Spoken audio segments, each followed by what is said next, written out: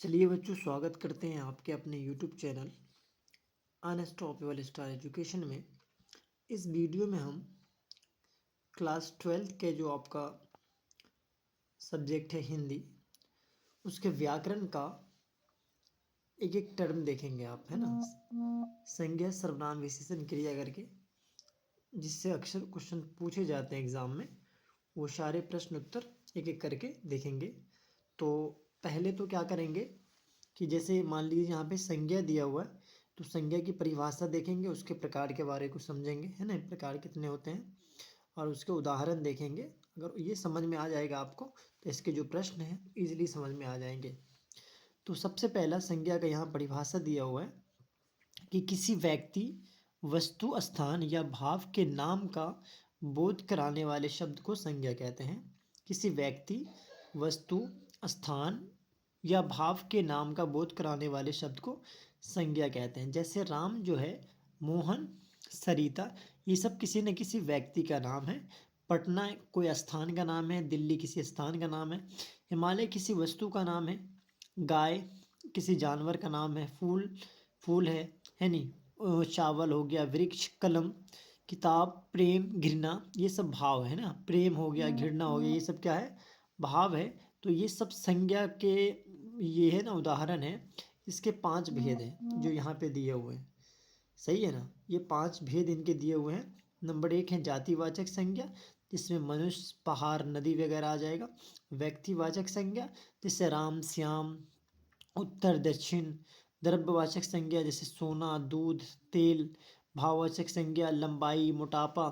समूहवाचक संज्ञा चाबी का गुच्छा, यानी लाल कुंज, सभा इत्यादि। ये सब किसके उदाहरण हैं, तो आप कहेंगे समूहवाचक के उदाहरण है। इस तरह करके इसका डेफिनेशन और इसका जो है ना प्रकार दिया हुआ। ओके, तो इस तरह आप समझ गए होंगे कि इसके डेफिनेशन क्या है और इसके उदाहरण और इसके प्रकार संज्ञा के, है ना। संज्ञा को इंग्लिश में नाउन कहते हैं, अगर आपकी जानकारी में हो तो नाउन कहते हैं संज्ञा को इंग्लिश में। और इसके 5 टाइप्स है, 5 प्रकार है। तो किसी व्यक्ति, वस्तु, स्थान या भाव के नाम का बोध कराने वाले शब्द को संज्ञा कहते हैं। जिस शब्द से हमें ये पता चले कि या तो वो किसी जगह का नाम बता रहा है, किसी इंसान का नाम, किसी जानवर का नाम, किसी भी भाव का नाम प्रकट कर रहा है, जिस शब्द से हमें ये पता चलता है उसे हम संज्ञा कहेंगे। संज्ञा 5 प्रकार के होते हैं, ये उसके यहाँ पे दिए हुए हैं। जातिवाचक संज्ञा, व्यक्तिवाचक संज्ञा, द्रव्यवाचक संज्ञा, भाववाचक संज्ञा और समूहवाचक संज्ञा। जाति में जैसे मनुष्य बोला आपने, तो मनुष्य में सारी जाति आ जाएगी। मनुष्य दुनिया के कहीं के भी मनुष्य इसमें शामिल हो गए, किसी पर्सनल किसी मनुष्य का नाम नहीं लिया गया। तो ये मनुष्य की एक अपनी जाति है, तो ये जातिवाचक संज्ञा। पहाड़ बोला तो आपने किसी एक पहाड़ का नाम नहीं लिया, सिर्फ आपने कहा पहाड़। तो दुनिया में छोटे पहाड़ों, बड़े पहाड़ों, है ना, जैसे भी पहाड़ों, इस पहाड़ में सारे इंक्लूड हो गए। नदी बोला आपने किसी एक नदी का नाम नहीं लिया, तो ये सब जातिवाचक में आ जाएंगे। लेकिन जब व्यक्तिवाचक पे आइए तो आपने अगर कहा राम, श्याम, तो किसी की ना किसी खास व्यक्ति का आप नाम ले रहे हैं यहाँ पे, तो ये सब आ जाएगा व्यक्तिवाचक संज्ञा में। उसी तरह उत्तर एक दिशा है, दक्षिण भी एक दिशा है। तो उत्तर भी एक दिशा है और दक्षिण भी दिशा है। तो इस दिशा में किसी एक दिशा का अगर आप नाम ले लेते हैं तो वो व्यक्तिवाचक में आ जाएगा। लेकिन अगर यहाँ पे एग्जाम्पल में सिर्फ दिशा होता तो वो जातिवाचक संज्ञा में ही आता, है ना। अगला है द्रव्यवाचक संज्ञा, जिससे नाप तौल का बोध हो। नापने और तौलने वाली जो भी चीज़ होगी उसको आप द्रव्यवाचक संज्ञा की श्रेणी में रखेंगे। जैसे सोना को क्या कर सकते हैं, नाप तौल सकते हैं, दूध को नाप तौल सकते हैं, तेल को नाप तौल सकते हैं। तो ये सब क्या है, द्रव्यवाचक संज्ञा का उदाहरण है। उसी तरह भाववाचक में आएंगे तो इसमें जैसे लंबाई किसी न किसी की विशेषता है, मोटापा ये विशेषता है नहीं, तो ये किस में आ जाएगा, ये भाव उसका हो गया, तो ये क्या आ जाएगा, भाववाचक संज्ञा का उदाहरण हो जाएगा। उसी तरह समूह में, समूहवाचक संज्ञा में जैसे चाबी का गुच्छा, तो गुच्छा एक से तो बना नहीं, बहुत सारी चाबियां मिलकर एक गुच्छा बना, तो ये समूहवाचक में आ जाएगा, है ना। लता हो गया, लता कुंज हो गया, लत्ती जिसको बोलते हैं। उसी तरह सभा होंगी तो उसमें एक आदमी होंगे नहीं, बहुत सारे लोग होंगे, ये सब समूहवाचक का एग्जाम्पल हो जाएगा, है ना। इस तरह आपने संज्ञा को उम्मीद है समझ लिया होगा। तो इसके सवाल को शुरू करते हैं। जैसे यहाँ पे पहला सवाल है आपका कि पुस्तक शब्द संज्ञा है, तो जाहिर सी बात है कि पुस्तक में आप किसी एक किताब का नाम नहीं ले रहे हैं, तो आप क्या इसमें क्या कहेंगे, इसको सीधा सीधा किस में आ जाएगा, जातिवाचक। क्योंकि जातिवाचक संज्ञा में क्या होती है, किसी खास किसका होता है, या तो व्यक्ति, जगह या स्थान के नाम को बताते हैं जातिवाचक संज्ञा में। तो पुस्तक आपका क्या है, जातिवाचक संज्ञा है ना, पुस्तक शब्द संज्ञा है, तो आप कहेंगे जातिवाचक संज्ञा। अगला उदाहरण है कुर्सी शब्द संज्ञा है। अब कुर्सी तो आपको पता है, प्लास्टिक की भी कुर्सी होती है, लोहे की भी कुर्सी होती है, स्टील की भी कुर्सी होती है, तो कई तरह की कुर्सी होती है, छोटी कुर्सी होती है, बड़ी कुर्सी होती है। लेकिन सिर्फ आपने कहा कुर्सी, किसी खास चीज़ की बनी हुई कुर्सी का नाम नहीं लिया आपने, तो कुर्सी शब्द कौन सी संज्ञा हो गई, तो जातिवाचक, है ना। अगला है रक्षाबंधन कौन संज्ञा है, तो रक्षाबंधन फिर से वही बात कि रक्षाबंधन जो है एक त्यौहार है, त्यौहार में किसी एक त्यौहार का नाम लिया नहीं गया है, तो ये भी किस में आएगा, व्यक्तिवाचक संज्ञा की श्रेणी में आ जाएगा। उसी तरह अगर दिवाली आप ले लें, दिवाली है चौथा प्रश्न कि दिवाली शब्द संज्ञा है। सिंपल सी बात है, दिवाली किसका नाम है बाबू, दिवाली एक त्यौहार है, तो दिवाली किस में आ जाएगा, ये भी व्यक्तिवाचक संज्ञा की श्रेणी में ही आएगा, जातिवाचक में बिल्कुल भी नहीं आएगा। क्योंकि दिवाली भी एक त्यौहार है, तो किसी खास त्यौहार का जब भी नाम लेंगे आप, तो वो व्यक्तिवाचक संज्ञा की श्रेणी में आ जाएगा। ओके, संसार में आ जाइए, तो संसार शब्द है, जिस तरह संसार मीन्स होता है दुनिया, उसी तरह और भी है ना, जैसे संसार के अलावा बोलते हैं ना आखिरत होता है, दुनिया के बाहर की जो चीज़ें होती है, तो वो किस में आ जाएगा, व्यक्तिवाचक संज्ञा की श्रेणी में आ जाएगा, व्यक्तिवाचक संज्ञा की श्रेणी में आ जाएगा, है ना। अगला है कि विद्याचल, विद्याचल है ना, विद्याचल शब्द संज्ञा है, विद्याचल शब्द कौन सी संज्ञा है, तो ये भी व्यक्तिवाचक की श्रेणी में आएगा। अगला है 7वां नंबर है कि निम्न में द्रव्यवाचक संज्ञा कौन है, द्रव्यवाचक, तो बोले हैं ना जिसको नाप और तौल सकते हैं, तो द्रव्यवाचक संज्ञा की श्रेणी में कौन आ जाएगा, द्रव्यवाचक संज्ञा। निम्न में से द्रव्यवाचक संज्ञा कौन है, तो यहाँ पानी, पानी को माप और तौल सकते हैं, तो ये किस में आ जाएगा, द्रव्यवाचक संज्ञा की श्रेणी में आ जाएगा। अगला है तोता, तोता शब्द कौन संज्ञा है, तोता शब्द कौन संज्ञा है, तोता शब्द जो हो जाएगा जातिवाचक संज्ञा, बिकॉज इस तोता में बहुत तरह का तोता होता है, कई तरह का तोता होता है, तो उसकी एक तोता में किसी खास प्रजाति का नाम नहीं लिया गया है, तो वो जातिवाचक संज्ञा की श्रेणी में आएगा। उसी तरह दया शब्द, दया शब्द कौन संज्ञा है, दया में क्या होता है, दया एक भाव है किसी न किसी इंसान का, है नहीं, दया हो गया, प्रेम हो गया, घृणा हो गया, ये सब किसी न किसी का भाव है, तो दया शब्द कौन संज्ञा हो जाएगा, भाववाचक संज्ञा का ये उदाहरण हो जाएगा। ओके, अगला है तांबा, तांबा शब्द कौन संज्ञा है, तांबा को आप समझ रहे होंगे, इसको माप तौल सकते हैं, तो जिसको माप तौल सकते हैं वो द्रव्यवाचक की श्रेणी में आ जाएगा। अगला है राज्यपाल, राज्यपाल शब्द कौन संज्ञा है, राज्यपाल शब्द कौन संज्ञा है, तो राज्यपाल शब्द जो है, राज्यपाल शब्द जो है वो भी किस में आ जाएगा बाबू, जातिवाचक संज्ञा की श्रेणी में आएगा। राज्यपाल शब्द कौन संज्ञा है, जातिवाचक संज्ञा। अगला प्रश्न है कि सूरदास शब्द कौन संज्ञा है, सूरदास, तो वो हो जाएगा आपका, सूरदास शब्द कौन संज्ञा है, तो वो व्यक्तिवाचक संज्ञा की श्रेणी में आएगा, व्यक्तिवाचक संज्ञा। सूरदास शब्द कौन संज्ञा है, व्यक्तिवाचक संज्ञा। अगला है मानवता, मानवता क्या है, मानवता भी एक भाव है ना इंसान का, तो मानवता शब्द कौन संज्ञा है, तो वो आ जाएगा भाववाचक, है ना, क्योंकि यहाँ पे प्रेम प्रकट हो रहा है सामने वाले के प्रति, तो ये किस में आ जाएगा, भाववाचक संज्ञा की श्रेणी में आएगा। अगला हीरा, हीरा शब्द कौन संज्ञा है, हीरा भी माप और तौलने वाली चीज़ है, तो ये भी द्रव्यवाचक की श्रेणी में आएगा। तो हीरा शब्द कौन संज्ञा है, हीरा शब्द कौन संज्ञा है, तो आप कहेंगे द्रव्यवाचक संज्ञा। अगला है भारतीय, भारतीय शब्द कौन संज्ञा है, भारतीय शब्द कौन संज्ञा है, तो भारतीय जो है बाबू वो भी व्यक्तिवाचक संज्ञा की श्रेणी में आएगा, किसी एक देश के खास इंसान बन रहे हैं यहाँ पे आप, है ना, तो वो व्यक्तिवाचक संज्ञा की श्रेणी में ही आएगा। भारतीय शब्द कौन संज्ञा है, व्यक्तिवाचक संज्ञा। अगला है कि सभा शब्द कौन संज्ञा है, सभा में क्या होते हैं, एक लोग नहीं होते, बहुत सारे लोग इंक्लूड होते हैं उसमें, तो वो समूहवाचक संज्ञा की श्रेणी में आएगा। सभा शब्द कौन संज्ञा है, समूहवाचक संज्ञा। अगला प्रश्न है कि अर्थ के आधार पर संज्ञा के कितने भेद हैं, अर्थ के आधार पर यानी मानी के आधार पर संज्ञा के कितने भेद हैं, तो संज्ञा के 5 भेद हैं। अर्थ के आधार पर संज्ञा के कितने भेद हैं, 5। अगला है गंगा शब्द किस संज्ञा का उदाहरण है, गंगा एक नदी है, गंगा एक नदी है और किसी खास नदी का नाम यहाँ पे लिया नहीं गया है, तो ये किस में आ जाएगा बाबू, व्यक्तिवाचक, सॉरी यहाँ पे गंगा नदी का नाम लिया गया है, तो ये व्यक्तिवाचक की श्रेणी में आएगा। गंगा किस संज्ञा का उदाहरण है तो बोलेंगे व्यक्तिवाचक संज्ञा, क्योंकि सिर्फ एक नदी की बात नहीं हो रही है, यहाँ पे किसी खास नदी का नाम लिया जा रहा है, तो ये व्यक्तिवाचक संज्ञा की श्रेणी में आएगा। इस तरह इसके 18 प्रश्न थे संज्ञा से रिलेटेड। तो आपको सारे प्रश्न उम्मीद है समझ में आए होंगे। चलिए अगले टर्न पे चलते हैं।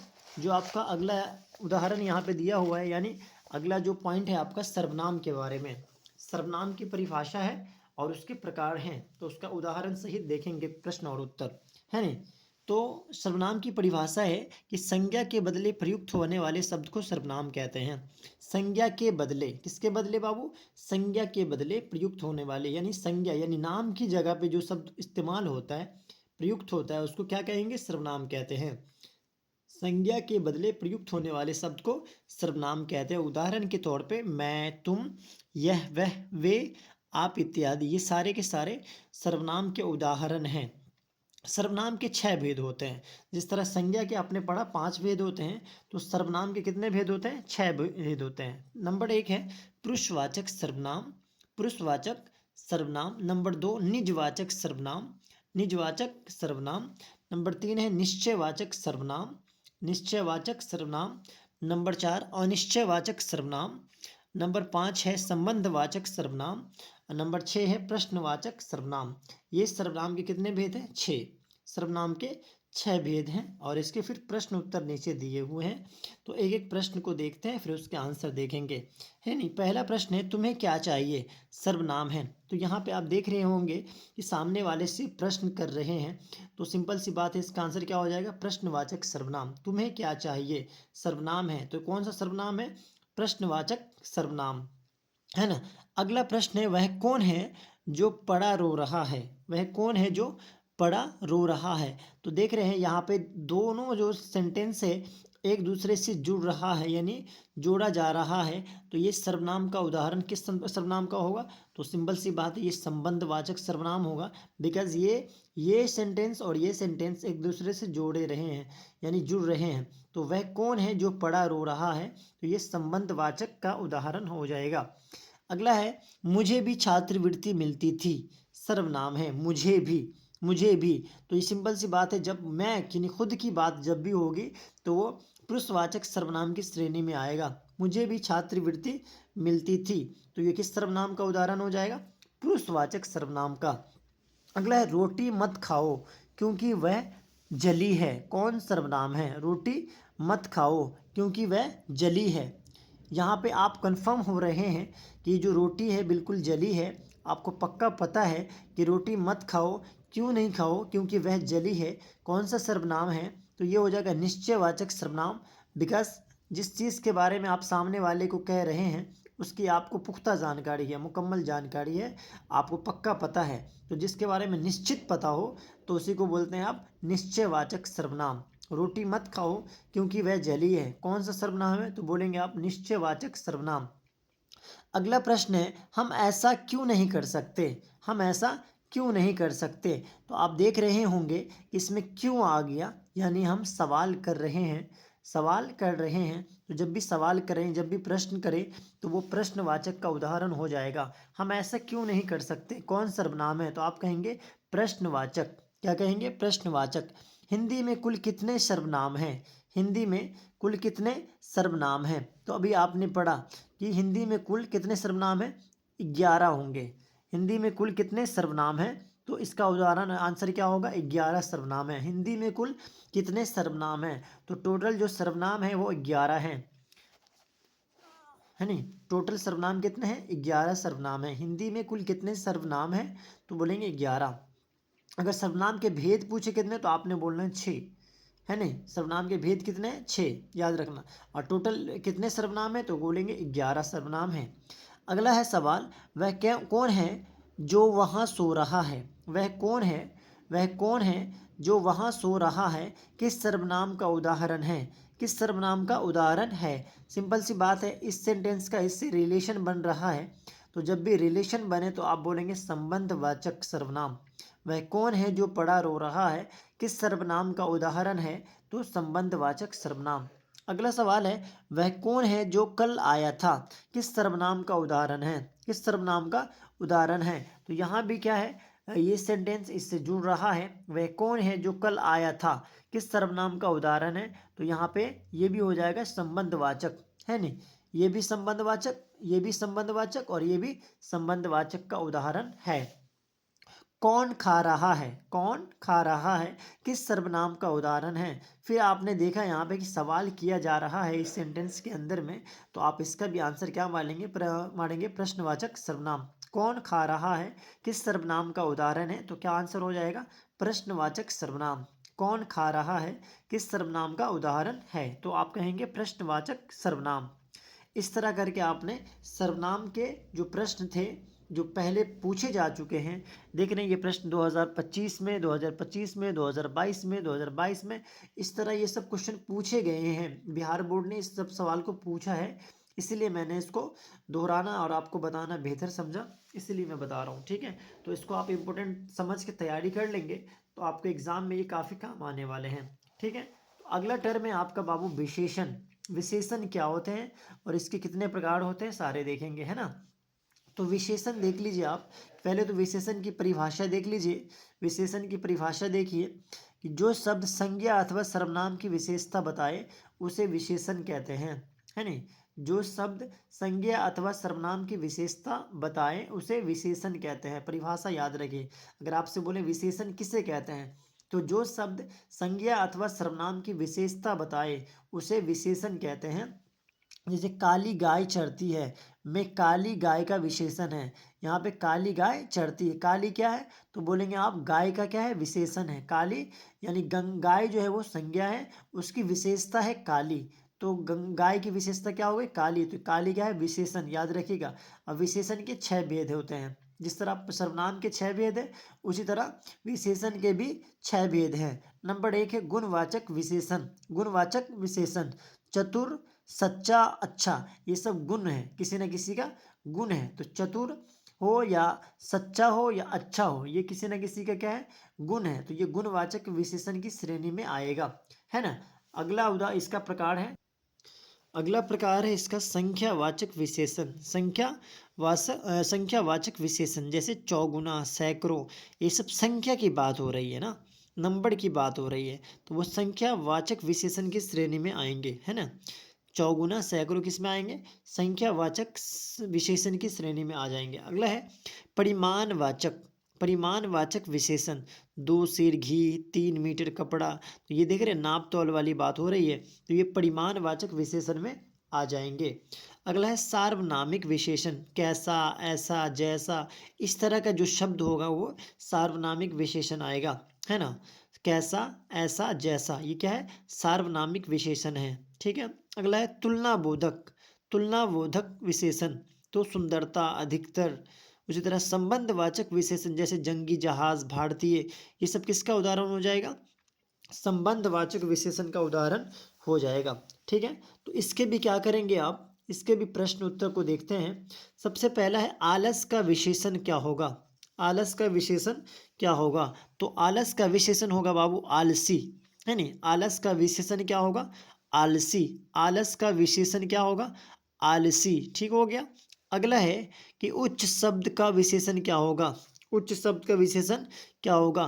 तो उच्च शब्द का विशेषण जो होगा उच्चतर होगा, है नहीं। उच्च शब्द का विशेषण है तो क्या बोलेंगे? उच्चतर। आलस का विशेषण क्या होगा? आलसी। उच्च का विशेषण क्या होगा? उच्चतर। नमक शब्द का विशेषण है, नमक शब्द का विशेषण है, तो जाहिर सी बात है नमक का विशेषण क्या होगा? विशेषण क्या होगा? नमकीन होगा। नमक शब्द का विशेषण है तो कहेंगे नमकीन। नमक शब्द का विशेषण है तो क्या कहेंगे? नमकीन। अगला है समाज शब्द का विशेषण है। समाज शब्द का विशेषण है तो समाज का विशेषण क्या होगा? सामाजिक होगा। समाज शब्द का विशेषण है, क्या हो जाएगा? सामाजिक। समाज शब्द का विशेषण है तो क्या कहेंगे? सामाजिक। उसी तरह प्रेम शब्द का विशेषण क्या होगा? प्रेम शब्द का विशेषण जो होगा वो प्रेमी होगा। प्रेम शब्द का विशेषण प्रेमी। प्रेम शब्द का विशेषण क्या है? प्रेमी। जाति शब्द का विशेषण क्या होगा? जाति शब्द का विशेषण क्या होगा? जाति शब्द का विशेषण क्या होगा? जातीय, है नहीं। जाति शब्द का विशेषण क्या होगा? जातीय। ठीक है, जाति शब्द का विशेषण क्या होगा? जातीय। अगला है निम्न में सार्वनामिक विशेषण है, निम्न में सार्वनामिक विशेषण क्या है? ऐसा आदमी नहीं देखा है, ऐसा आदमी नहीं देखा है। इसमें सार्वनामिक तो अभी बताए थे, ऐसा, कैसा, जैसा जब भी होगा तो वो सार्वनामिक विशेषण में आएगा। तो ऐसा जो है, ऐसा आदमी नहीं देखा है, इस सार्वनामिक विशेषण का उदाहरण हो जाएगा। निम्न में सार्वनामिक विशेषण क्या हो जाएगा? ऐसा। अगला, निम्न में सार्वनामिक विशेषण का उदाहरण कौन है? तो पढ़िए क्या लिखा हो, बड़ा सा मकान, कोई आदमी, है नहीं, 4 गज मलमल, 30 दिन। तो अभी पढ़ा था ना, अभी पढ़ा था आपने, कैसा जैसा वाली बात जब भी हो जाए तो वो किस में आ जाएगा, या कोई, तो वो किस में आ जाएगा? सार्वनामिक विशेषण में आ जाएगा। तो कोई आदमी, कोई जो है यहाँ पे ना, तो अब क्या है, वो सार्वनामिक विशेषण है। कोई क्या है? सार्वनामिक विशेषण है। निम्न में सार्वनामिक विशेषण का उदाहरण कौन है? कोई आदमी। अगला है 20 किलो चावल, है ना, 20 किलो चावल कौन विशेषण है? अभी पढ़ा था आपने, 20 किलो चावल की बात हो रही है, तो इसमें नाप तोल की बात जब भी हो गई तो वो हो जाएगा परिमाण बोधक विशेषण। परिमाण बोधक विशेषण, 20 किलो चावल कौन विशेषण है? बोलेंगे परिमाण बोधक विशेषण। अगला शब्द है, अगला शब्द है आपका अजय। अजय शब्द का विशेषण है। अजय शब्द का विशेषण क्या होगा? अजय शब्द का विशेषण जो होगा वो अजीत होगा। अजय शब्द का विशेषण क्या होगा? अजीत। अजय शब्द का विशेषण क्या होगा? अजीत। करुणा शब्द का विशेषण क्या होगा? करुणा शब्द का विशेषण क्या होगा? कारुणिक, है नहीं। करुणा शब्द का विशेषण क्या होगा? कारुणिक। करुणा शब्द का विशेषण क्या होगा? तो आप कहेंगे कारुणिक। अगला सवाल है आपका, अगला सवाल है कि स्वर्ण शब्द का विशेषण क्या होगा? स्वर्ण, स्वर्ण में सोना, स्वर्ण शब्द का विशेषण क्या होगा? स्वर्ण शब्द का विशेषण होगा आपका स्वर्णिम, है नहीं। स्वर्ण शब्द का विशेषण क्या होगा? स्वर्णिम होगा। ठीक है, स्वर्ण शब्द का विशेषण क्या होगा? तो कहेंगे स्वर्णिम। स्वर्ण शब्द का विशेषण क्या होगा? स्वर्णिम। दिन शब्द का विशेषण क्या होगा? है नहीं, दिन। दिन शब्द का विशेषण क्या होगा? दिन शब्द का विशेषण क्या होगा? तो दिन शब्द का विशेषण हो जाएगा दैनिक। दैनिक। दिन शब्द का विशेषण क्या होगा? दैनिक। दिन शब्द का विशेषण क्या होगा? दैनिक। अगला सवाल कि आत्मा शब्द का विशेषण क्या होगा? आत्मा शब्द का विशेषण क्या होगा? ऑप्शन आपके पास मौजूद है। तो आत्मा शब्द का विशेषण क्या होगा? अगर आप समझ पाए तो इसका आंसर हो जाएगा बाबू आत्मिक। क्या हो जाएगा? आत्मिक। आत्मा शब्द का विशेषण क्या हो जाएगा? आत्मिक, है नहीं। नाटक शब्द का विशेषण क्या है? नाटक, नाटक शब्द का विशेषण क्या है? नाटक शब्द का विशेषण हो जाएगा जी नाटक शब्द का विशेषण हो जाएगा नाटकीय। अगर समझ पाए तो, या आसानी से समझ में आ रहा होगा आपको, है नहीं। नाटक शब्द का विशेषण क्या होगा? नाटकीय। मुझे शेर भर दूध चाहिए, इस वाक्य में शेर भर किस विशेषण का उदाहरण है?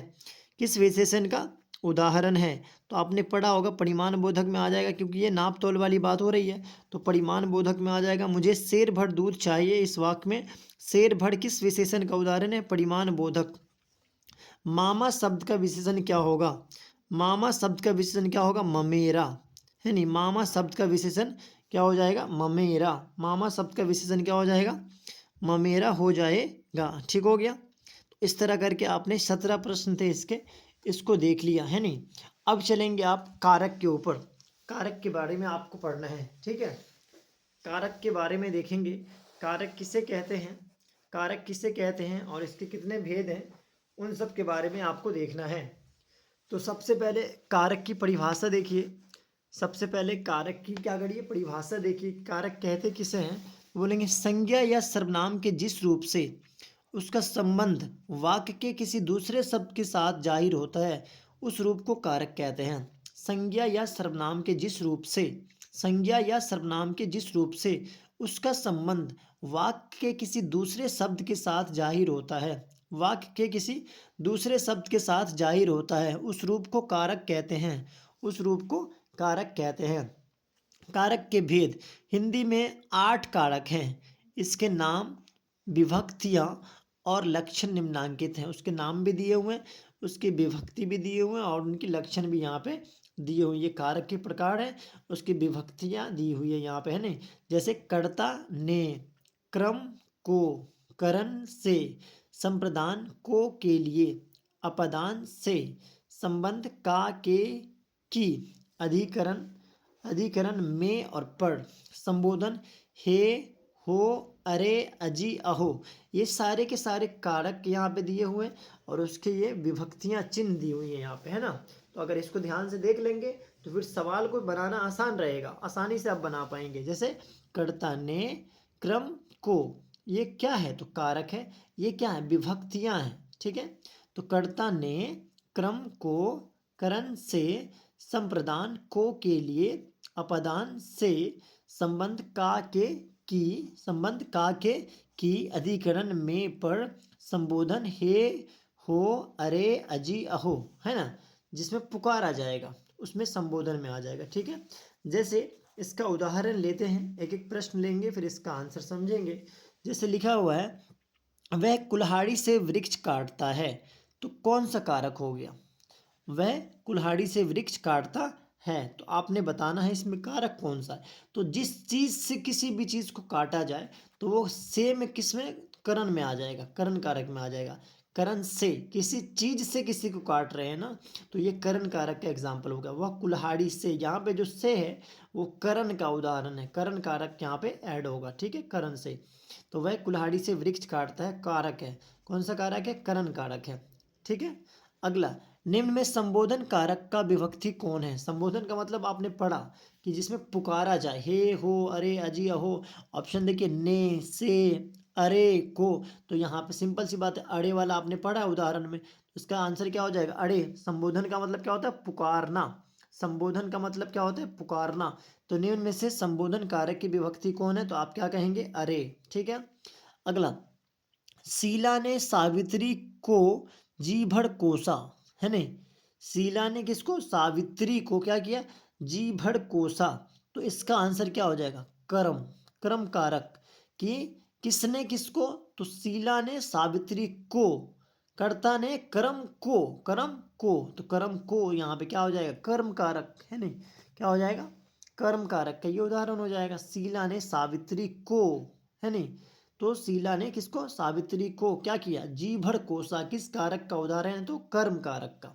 कौन सा कारक, कर्म कारक, सही हो गया। अगला, वह घर से बाहर आया, वह घर से यानी निकल के बाहर, किसी से कोई अलग होता है, वहां पे से जो इस्तेमाल होगा वो अपदान कारक में होगा बाबू, ठीक है ना। कौन सा कारक होगा, अपदान। देखिए यहाँ पे करण में भी से आया था और अपदान में भी से आता है, ठीक है, लेकिन इन दोनों में फर्क क्या है कि यहाँ पे करण का इस्तेमाल किसी चीज को काटने में हो रहा है, कुल्हाड़ी का इस्तेमाल वृक्ष को काटने में हो रहा है, तो कुल्हाड़ी से वृक्ष काटा जा रहा है, इसीलिए करण कारक का एग्जाम्पल हो गया। लेकिन वह घर से बाहर आया किस कारक का उदाहरण है, तो ये बोलेंगे अपदान कारक। कौन सा कारक है ये, अपदान कारक का एग्जाम्पल हो जाएगा, क्योंकि वो घर से अलग हुआ वहां पे, है ना। अगला है, कौवा पेड़ पर बैठा है किस कारक का उदाहरण है, पेड़ पर बैठा है, ठीक, कौवा पेड़ पर बैठा है किस कारक का उदाहरण है, कौवा पेड़ पर बैठा है किस कारक का उदाहरण है। तो में पढ़ के बारे में आपने पढ़ा है नहीं, में पढ़ किस में आता है, तो अधिकरण में आता है ना, अधिकरण में आता है ना, तो ये अधिकरण कारक हो जाएगा। कौवा पेड़ पर बैठा है कौन सा कारक हो जाएगा, अधिकरण कारक हो जाएगा। कौवा पेड़ पर बैठा है किस कारक का उदाहरण है, तो में पढ़ यानी अधिकरण कारक हो जाएगा, अधिकरण। में पढ़ यानी पेड़ पढ़, पढ़ जो है ना यहाँ पे अधिकरण कारक का एग्जाम्पल होगा, ओके। हे भगवान, यहाँ पे देख रहे हैं, यहीं से आंसर आपका आ जाएगा। हे भगवान क्या कर रहे हैं, पुकार रहे हैं। जब पुकारा जाए तो सिंपल सी बात है, उसका आंसर क्या हो जाएगा, संबोधन हो जाएगा, क्योंकि यहाँ पे पुकार रहे हैं, हे भगवान। आगे का पढ़ो ही मत, सीधा सीधा हो गया, हे भगवान क्या करो, इस गरीब की रक्षा कर, किस कारक का उदाहरण है, तो संबोधन कारक हो जाएगा, क्योंकि यहाँ पे पुकारा जा रहा है भगवान को, ओके। अगला है, कारक के कितने भेद हैं, तो अभी आपने ऊपर में ही पढ़ लिए कि कारक के 8 भेद हैं, कारक के 8 भेद हैं, कारक के कितने भेद हैं, तो 8। अगला है, कबूतर छत पर बैठा है, कबूतर छत पर देखने में पढ़ अभी पढ़ा था, तो अधिकरण में पढ़ होता है, तो ये सिंपल सी बात है, अधिकरण कारक का एग्जाम्पल हो जाएगा। कबूतर छत पर बैठा है किस कारक का उदाहरण है, तो अधिकरण कारक हो जाएगा। अगला है, बच्चे घर में हैं, बच्चे कहाँ हैं, घर में पढ़ अभी पढ़ा था, में और पढ़ जब भी रहे तो वो किस में आ जाएगा, किस में आ जाएगा, अधिकरण कारक में पढ़। अभी जैसे छत पढ़, तो कौवा छत पढ़ था वहां पे, अब बच्चे कहाँ हैं, घर में और पढ़ किस कारक की विभक्ति है बाबू, तो अधिकरण कारक, अधिकरण कारक कुछ प्रॉब्लम है ही नहीं इसमें। हिमालय से गंगा निकलती है, फिर क्या हुआ, हिमालय से गंगा अलग हो रही है ना, हिमालय से गंगा अलग हो रही है ना। अभी जैसे पढ़ा था आपने पीछे चौथा क्वेश्चन कि वह घर से बाहर आया, तो वो घर से अलग हुआ। उसी तरह हिमालय से गंगा, हिमालय से गंगा अलग हो रही है ना, तो किस कारक का उदाहरण हो जाएगा, अपदान कारक। कौन सा कारक हो जाएगा, अपदान कारक का एग्जाम्पल हो जाएगा, है नहीं। अगला है वर्णों के लिए मेघ चाहिए, सॉरी वर्षा के लिए मेघ चाहिए। वर्षा के लिए किस में आता है, को के लिए किस में आता है, आपने पढ़ा है किस में आता है, संप्रदान को के लिए। ये संप्रदान कारक का एग्जाम्पल हो जाएगा। 11 का आंसर ए हो जाएगा कि वर्षा के लिए मेघ चाहिए, किसके लिए, बारिश के लिए बादल का होना जरूरी है, मेघ जिसको बोलते हैं। तो वर्षा के लिए मेघ चाहिए किस कारक का उदाहरण है, तो संप्रदान कारक। क्या बोलेंगे, संप्रदान कारक का क्या है, ये उदाहरण है। ठीक है, वर्षा के लिए मेघ चाहिए किस कारक का उदाहरण है, तो संप्रदान कारक। इस तरह आपने कारक के प्रश्न उत्तर देखे। अब आगे देखते हैं अगले प्रश्न उत्तर को। ठीक है, चलिए आगे देखते हैं संधि विच्छेद के बारे में, है ना। तो इसका जो परिभाषा है इस तरह देखिए, दो वर्णों के मेल से होने वाले विकार को संधि कहते हैं। दो वर्णों के मेल से होने वाले विकार को क्या कहते हैं, संधि कहते हैं। जैसे एग्जांपल है अ प्लस अ, दोनों मिला तो क्या बना, आ प्लस ओ, क्या बना, आ। तो यहाँ पे आ में पहले से ओ ऐड था। संधि के तीन भेद होते हैं, स्वर संधि, व्यंजन संधि और विसर्ग संधि।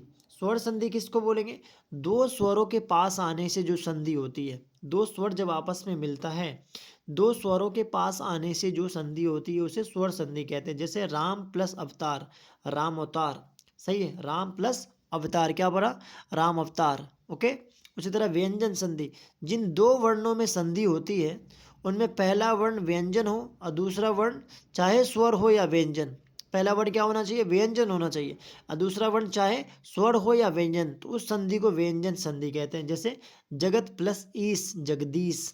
जगत क्या है भाई, व्यंजन वाले सारे हैं, और ईस क्या है, यहाँ पे ई क्या है, तो बोलेंगे ये स्वर है सॉरी, तो क्या बना दोनों के मिलने से, जगदीश।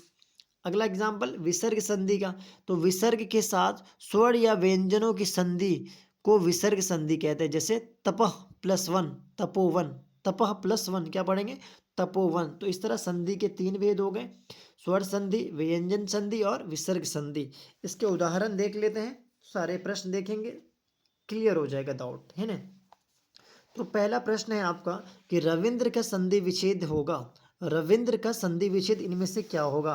तो रविंद्र का संधि विच्छेद बाबू हो जाएगा रवि प्लस इंद्र जो मिल के बनेगा रविंद्र, रवि प्लस इंद्र क्या बनेगा, रविंद्र। रविंद्र का संधि विच्छेद है तो क्या बोलेंगे, रवि प्लस इंद्र। रविंद्र का संधि विच्छेद क्या होगा, रवि प्लस इंद्र।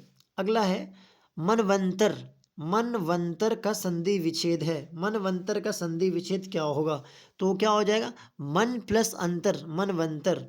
ठीक है, मन, मनवंतर मतलब मन प्लस अंतर, मन प्लस अंतर मिलके क्या बनेगा, मनवंतर, मनवंतर। ठीक हो गया। अगला, अगला है षड दर्शन, है नहीं, षड दर्शन का संधि विच्छेद क्या होगा, षड दर्शन का संधि विच्छेद क्या होगा, तो इसका संधि विच्छेद क्या हो जाएगा, इसका संधि विच्छेद होगा आपका कि सट प्लस दर्शन, सट दर्शन, सट प्लस दर्शन क्या पढ़ेंगे, सट दर्शन, सट दर्शन। सट दर्शन का संधि विच्छेद क्या होगा, सट प्लस दर्शन। ओके। अगला जगदम्बा, अगला प्रश्न है जगदम्बा, जगदम्बा का संधि विच्छेद है, जगदम्बा, जगदम्बा का संधि विच्छेद क्या होगा, जगदम्बा का संधि विच्छेद क्या होगा, जगदम्बा का संधि विच्छेद हो जाएगा जगत प्लस अम्बा, जगत प्लस अम्बा, जगत प्लस अम्बा, जगत प्लस अम्बा मिलके क्या बनेगा, जगदम्बा। जगदम्बा का संधि विच्छेद क्या होगा, जगत प्लस अम्बा। अगला है महेश का संधि विच्छेद है, महेश का संधि विच्छेद क्या होगा, महेश का संधि विच्छेद इनमें से क्या होगा, तो इसका सही जवाब हो जाएगा महा प्लस ईस, महा प्लस ईस मिलके क्या बनेगा, महेश। महेश का संधि विच्छेद क्या होगा, महा प्लस ईस। उसी तरह अगला प्रश्न है, छठा नंबर प्रश्न है कि सदाचार का संधि विच्छेद है, सदाचार, सदाचार का संधि विच्छेद क्या होगा, सदाचार का संधि विच्छेद क्या होगा, सदाचार का संधि विच्छेद क्या होगा, तो क्या होगा सद प्लस आचार, सद प्लस आचार मिलके क्या बनेगा, सदाचार।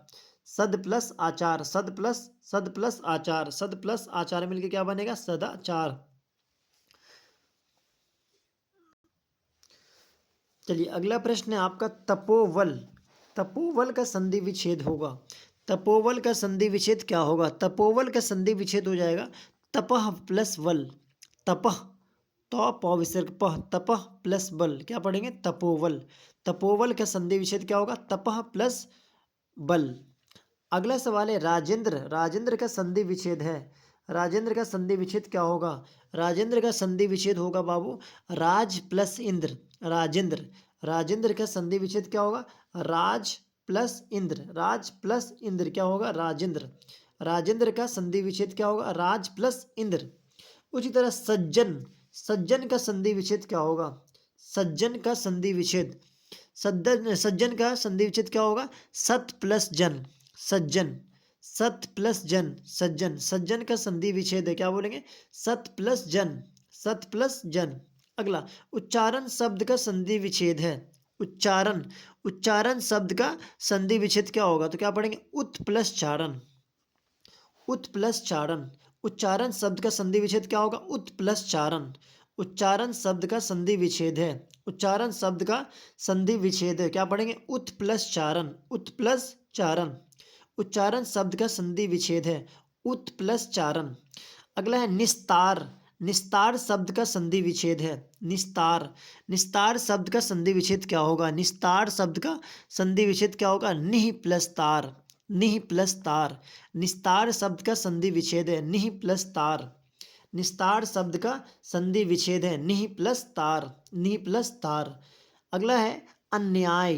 अन्याय शब्द का संधि विच्छेद है। अन्याय शब्द का संधि विच्छेद क्या होगा? अन्याय शब्द का संधि विच्छेद क्या होगा? अन्याय शब्द का संधि विच्छेद हो जाएगा अ प्लस न्याय। अन्याय, अ प्लस न्याय, क्या पढ़ेंगे? अन्याय। ठीक है, अन्याय शब्द का संधि विच्छेद क्या होगा? अ प्लस न्याय। अगला है निराधार। निराधार शब्द का संधि विच्छेद क्या है? निराधार शब्द का संधि विच्छेद क्या होगा? निराधार, निराधार शब्द का संधि विच्छेद क्या होगा? तो निराधार शब्द का संधि विच्छेद होगा नि प्लस आधार। नि प्लस आधार। निराधार शब्द का संधि विच्छेद क्या है? नि प्लस आधार। ठीक है, नि प्लस आधार।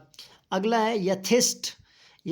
यथेष्ट शब्द का संधि विच्छेद है। यथेष्ट, यथेष्ट शब्द का संधि विच्छेद क्या होगा? यथेष्ट शब्द का संधि विच्छेद क्या होगा?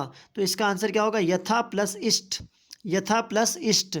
यथा प्लस इष्ट जो हो जाएगा यथेष्ट। यथेष्ट शब्द का संधि विच्छेद होगा यथेष्ट। क्या पढ़ेंगे? यथेष्ट शब्द का संधि विच्छेद है यथा प्लस इष्ट। यथा प्लस इष्ट। अगला है सुक्ति का संधि विच्छेद क्या है? सुक्ति, सुक्ति का संधि विच्छेद क्या है? सुक्ति का संधि विच्छेद क्या है? सुक्ति का संधि विच्छेद क्या है? तो इसका आंसर क्या लिखेंगे? सु प्लस उक्ति। सु प्लस उक्ति। सुक्ति का संधि विच्छेद क्या है? सु प्लस उक्ति। सु प्लस उक्ति। सुक्ति का संधि विच्छेद क्या है? सु प्लस उक्ति। सु प्लस उक्ति। अगला है प्रातः काल। प्रातः काल शब्द का संधि विच्छेद है। प्रातः काल शब्द का संधि विच्छेद है, तो क्या हो जाएगा इसका? प्रातः प्लस काल। प्रातः प्लस काल। प्रातः काल शब्द का संधि विच्छेद क्या होगा? प्रातः प्लस काल। अगला सवाल है सत्याग्रह। सत्याग्रह शब्द का संधि विच्छेद है। सत्याग्रह शब्द का संधि विच्छेद क्या होगा? सत्य प्लस आग्रह। सत्याग्रह शब्द का संधि विच्छेद क्या होगा? सत्य प्लस आग्रह। सत्य प्लस आग्रह। सत्याग्रह शब्द का संधि विच्छेद क्या होगा? सत्य प्लस आग्रह। सत्य प्लस आग्रह। अगला है महोत्सव शब्द का संधि विच्छेद है। महोत्सव शब्द का संधि विच्छेद क्या होगा? महोत्सव, महोत्सव शब्द का संधि विच्छेद है। महोत्सव शब्द का संधि विच्छेद क्या होगा? तो इसका आंसर क्या होगा? महा प्लस उत्सव। महा प्लस उत्सव।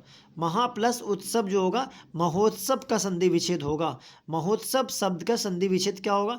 महा प्लस उत्सव। महा प्लस उत्सव। अगला है निरोग शब्द का संधि विच्छेद है। निरोग, निरोग शब्द का संधि विच्छेद क्या होगा? निरोग शब्द का संधि विच्छेद क्या होगा? निह प्लस रोग। निह प्लस रोग। निरोग शब्द का संधि विच्छेद क्या होगा? निह प्लस रोग। निरोग शब्द का संधि विच्छेद है तो बोलेंगे निह प्लस रोग। निह प्लस रोग। अगला सवाल है आपका, अगला सवाल है कि वार्तालाप शब्द का संधि विच्छेद क्या है? वार्तालाप शब्द का संधि विच्छेद क्या है? वार्तालाप शब्द का संधि विच्छेद क्या है? तो क्या होगा? वार्ता प्लस आलाप। वार्ता प्लस आलाप, वार्तालाप का संधि विच्छेद हो जाएगा। वार्तालाप शब्द का संधि विच्छेद क्या है? तो बोलेंगे वार्ता प्लस आलाप। वार्ता प्लस आलाप, है नहीं। सदवानी शब्द का संधि विच्छेद क्या है? सदवानी। सदवानी शब्द का संधि विच्छेद क्या होगा? सदवानी शब्द का संधि विच्छेद क्या होगा? तो क्या होगा? सत प्लस वाणी।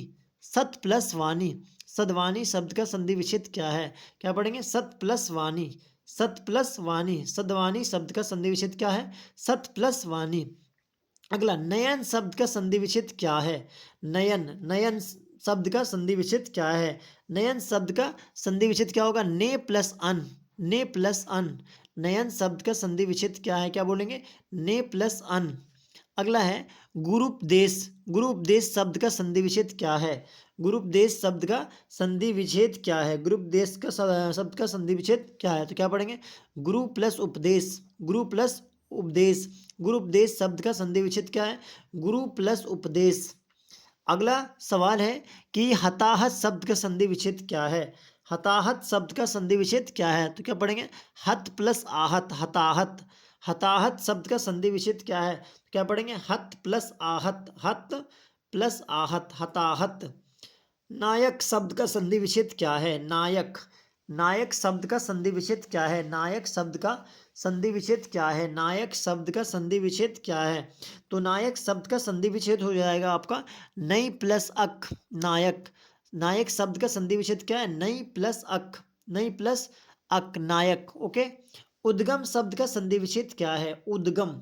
उद्गम शब्द का संधि विच्छेद क्या है? उद्गम शब्द का संधि विच्छेद क्या है? तो बोलेंगे उत प्लस गम। उत प्लस गम। उद्गम शब्द का संधि विच्छेद क्या है? उत प्लस गम। उद्गम शब्द का संधि विच्छेद क्या है? बोलेंगे उत प्लस गम। अगला है 27वां नंबर, हितैषी शब्द का संधि विच्छेद क्या है? हितैषी शब्द का संधि विच्छेद क्या है? तो हित प्लस ऐसी। हित प्लस ऐसी, हितैषी। हितैषी शब्द का संधि विच्छेद क्या है? हित प्लस ऐसी। हितैषी शब्द का संधि विच्छेद क्या है? हित प्लस ऐसी। सदैव। सदैव शब्द का संधि विच्छेद क्या है? सदैव शब्द का संधि विच्छेद क्या है? सदैव। सदैव शब्द का संधि विच्छेद क्या है? तो इसका आंसर क्या होगा? सदा प्लस एब। सदैव। सदा प्लस एव। सदैव शब्द का संधि विच्छेद क्या है? सदा प्लस एव। सदा। सदा प्लस एव। सदा प्लस एव। सदा प्लस एव। ओके, सदैव। सदैव शब्द का संधि विच्छेद क्या है? सदा प्लस एव। चलिए अगले टर्म पे चलते हैं। तो अगला है, अगला टर्म है आपका लिंग निर्णय। यानी इसमें स्त्रीलिंग पुल्लिंग की पहचान करनी है आपने। ओके। तो लिंग का अर्थ क्या होता है? तो लिंग शब्द के उस चिन्ह को कहते हैं, लिंग शब्द के उस चिन्ह को कहते हैं जिससे वस्तु के पुरुष या स्त्री होने की कल्पना होती है। या तो वस्तु जो है स्त्री होगी या पुरुष होगी, उसकी कल्पना जिस शब्द से हमें पता चलेगा उसे लिंग कहेंगे। तो लिंग शब्द के उस चिन्ह को कहते हैं जिससे वस्तु के पुरुष या स्त्री होने की कल्पना होती है। यानी लिंग शब्द के उस चिन्ह को कहते हैं जिससे वस्तु के पुरुष या स्त्री होने की कल्पना होती है। हिंदी में दो लिंग होते हैं, स्त्रीलिंग और पुल्लिंग। है ना, इस हिंदी में दो लिंग होते हैं, स्त्रीलिंग और पुल्लिंग, है ना।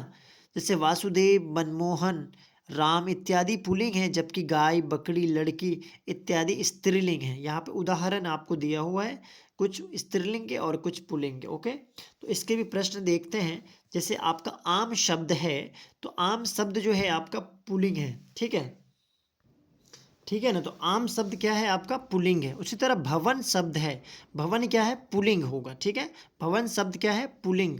भवन शब्द क्या है आपका? पुल्लिंग। नदी शब्द क्या है? नदी शब्द जो है वो स्त्रीलिंग है। नदी शब्द क्या है आपका?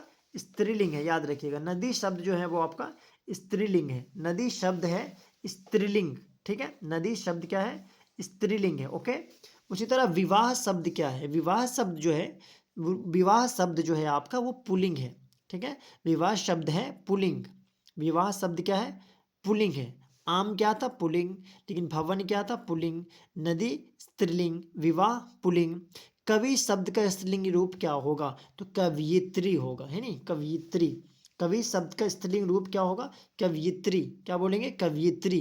कवि शब्द का स्त्रीलिंग रूप है तो बोलेंगे कवयित्री। कवयित्री। कवि शब्द का स्त्रीलिंग रूप क्या है? तो बोलेंगे कवयित्री।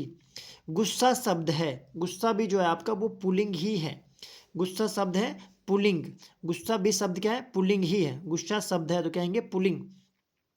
अनुभव शब्द है तो वो पुल्लिंग है, अनुभव जो एक्सपीरियंस होता है इंग्लिश में कहते हैं उसे, अनुभव शब्द क्या है पुल्लिंग है। उसी तरह मनोविनोद, मनोविनोद शब्द कौन लिंग है तो ये स्त्रीलिंग हो जाएगा आपका, है ना। मनोविनोद शब्द क्या है बाबू, स्त्रीलिंग हो जाएगा। मनोविनोद शब्द कौन लिंग है, स्त्रीलिंग।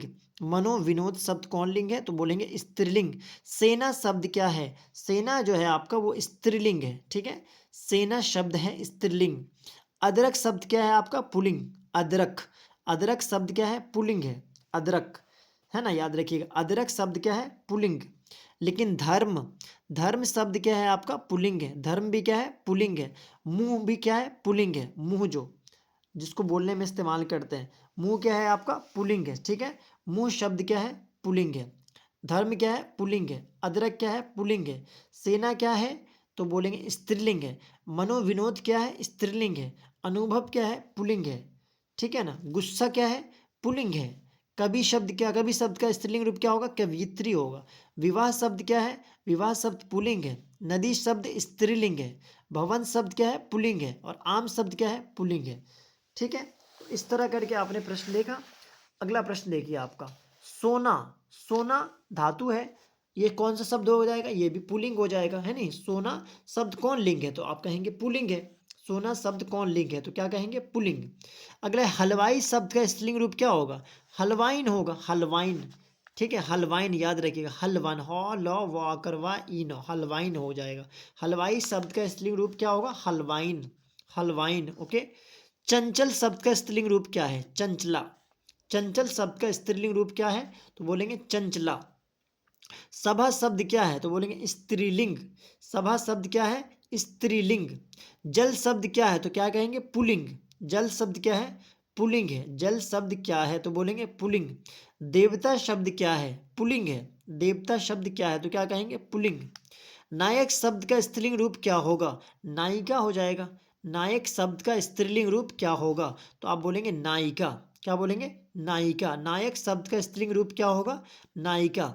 अगला है गायक शब्द का स्त्रीलिंग रूप क्या होगा तो गायिका। नायक का नायिका तो गायक का गायिका, है नहीं, याद रखिएगा। स्त्रीलिंग रूप पूछ रहा है, स्त्रीलिंग रूप, ठीक है। तो नायक शब्द का स्त्रीलिंग रूप क्या होगा नायिका। उसी तरह गायक शब्द का स्त्रीलिंग रूप क्या होगा गायिका। पाठक शब्द क्या है पाठक, पढ़ने वाले को कहते हैं, पाठक शब्द क्या है तो बोलेंगे पुल्लिंग है, पाठक शब्द क्या है तो पुल्लिंग। अगला है घी शब्द क्या है तो घी भी पुल्लिंग ही है, ठीक है, घी शब्द क्या है तो क्या कहेंगे पुल्लिंग। आयु शब्द क्या है तो आयु जिसको उम्र कहते हैं ना, तो आयु शब्द क्या है स्त्रीलिंग है, ठीक है। आयु शब्द क्या है तो क्या कहेंगे स्त्रीलिंग है, आयु शब्द क्या है तो बोलेंगे स्त्रीलिंग है। मित्र, मित्र शब्द जो है वो पुल्लिंग है। और आयुष्मान का जो स्त्रीलिंग रूप क्या होगा तो आयुष्मती, याद रखिएगा। आयुष्मान शब्द का स्त्रीलिंग रूप क्या होगा आयुष्मती, है ना, याद रखना है। आयुष्मान शब्द का स्त्रीलिंग रूप क्या होगा आयुष्मती, ठीक है। आयुष्मान शब्द का स्त्रीलिंग रूप क्या होगा आयुष्मती, ओके। इस तरह आपने स्त्रीलिंग पुल्लिंग के बारे में समझा, ठीक है ना। अब देखते हैं समास के बारे में, ठीक है। समास से रिलेटेड कुछ प्रश्न उत्तर हैं उसको देखेंगे, ओके ना। समास किसे कहते हैं पहले उसका परिभाषा देखेंगे, फिर उसके क्या होंगे उससे क्वेश्चन आंसर देखेंगे। सबसे पहले समास किसे कहते हैं क्या बोलेंगे, जब दो या दो से अधिक शब्द या पद अपनी बीच की विभक्तियों को छोड़कर आपस में मिलते हैं और उनके मिलने से कोई विकार उत्पन्न नहीं होता है तो उसे समास कहा जाता है। जैसे प्रेम सागर, प्रेम का सागर, बात देखिए का इस्तेमाल हो गया लेकिन इससे कोई फर्क नहीं पड़ा, है ना। जब दो या दो से अधिक शब्द या पद अपने बीच की विभक्तियों को छोड़कर आपस में मिलते हैं और उनके मिलने से कोई विकार उत्पन्न नहीं होता है तो उसे समास कहते हैं। जैसे प्रेम सागर, तो बीच में का लगा सकते थे लेकिन आपने लगाया नहीं, यहाँ पे इस्तेमाल नहीं हुआ, तो प्रेम का सागर ये उदाहरण हो गया समास का। जब दो या दो से अधिक शब्द या पद अपने बीच की विभक्तियों को छोड़कर आपस में मिलते हैं और उनके मिलने से कोई विकार उत्पन्न नहीं होता है तो उसे समास कहते हैं। जैसे प्रेम सागर, प्रेम का सागर।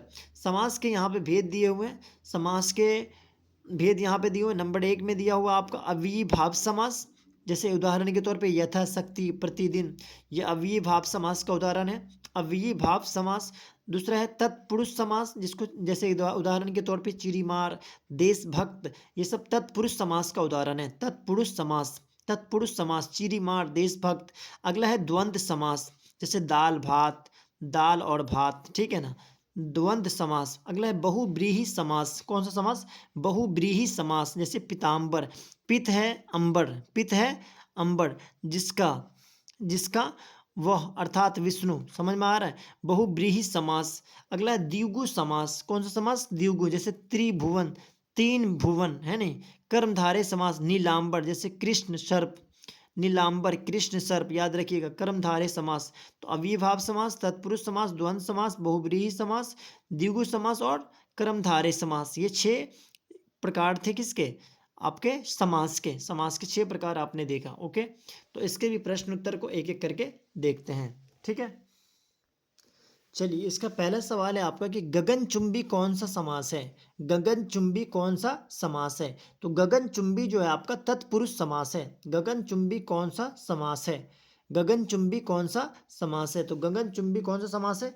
तत्पुरुष समास इसका आंसर हो जाएगा। गगनचुंबी, गगनचुंबी कौन सा समास है? तत्पुरुष समास। अगला है यथाशक्ति कौन सा समास है?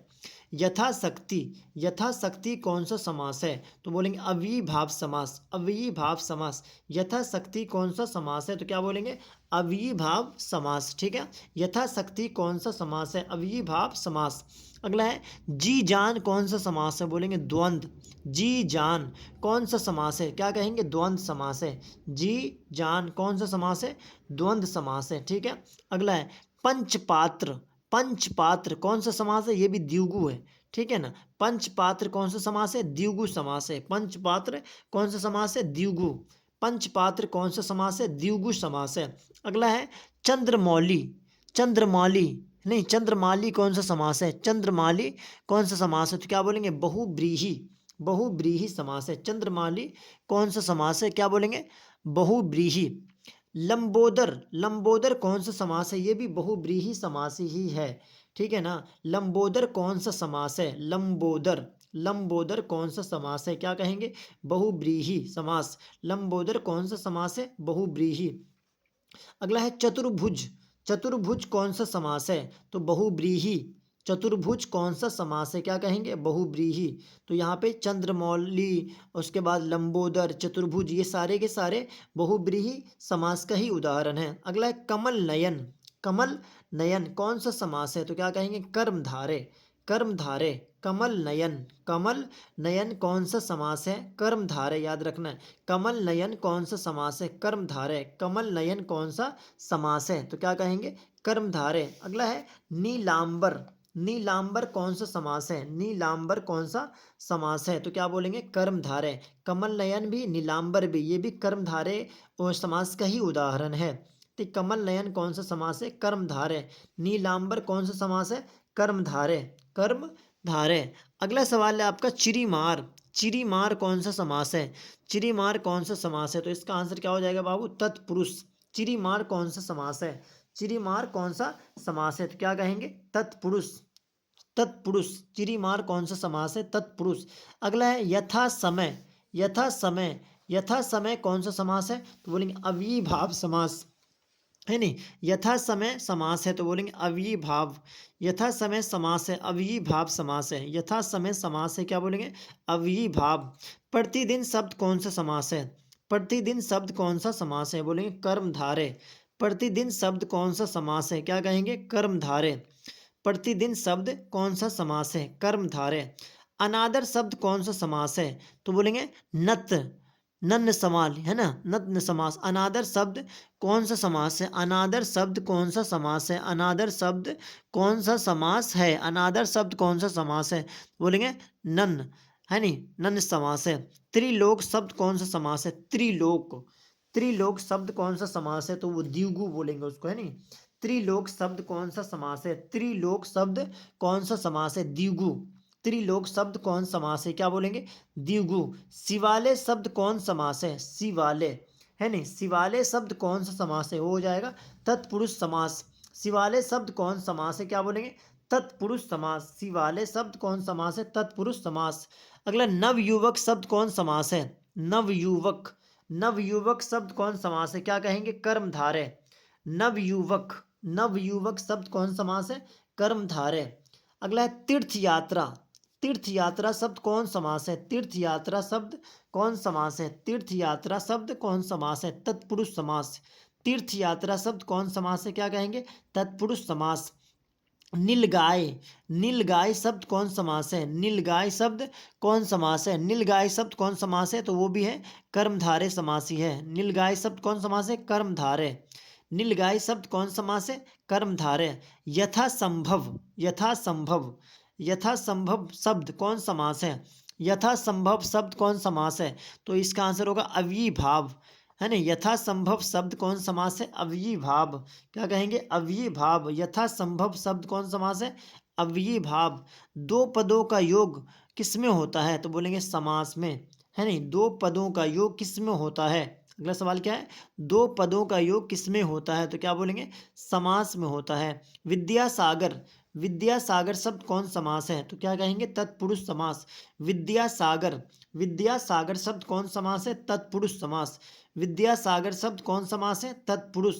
अगला है कवि श्रेष्ठ। कवि श्रेष्ठ शब्द कौन समास है? कवि श्रेष्ठ शब्द कौन समास है? तत्पुरुष समास। कवि श्रेष्ठ शब्द कौन समास है? क्या कहेंगे? तत्पुरुष समास। कवि श्रेष्ठ। कवि श्रेष्ठ शब्द कौन समास है? क्या कहेंगे?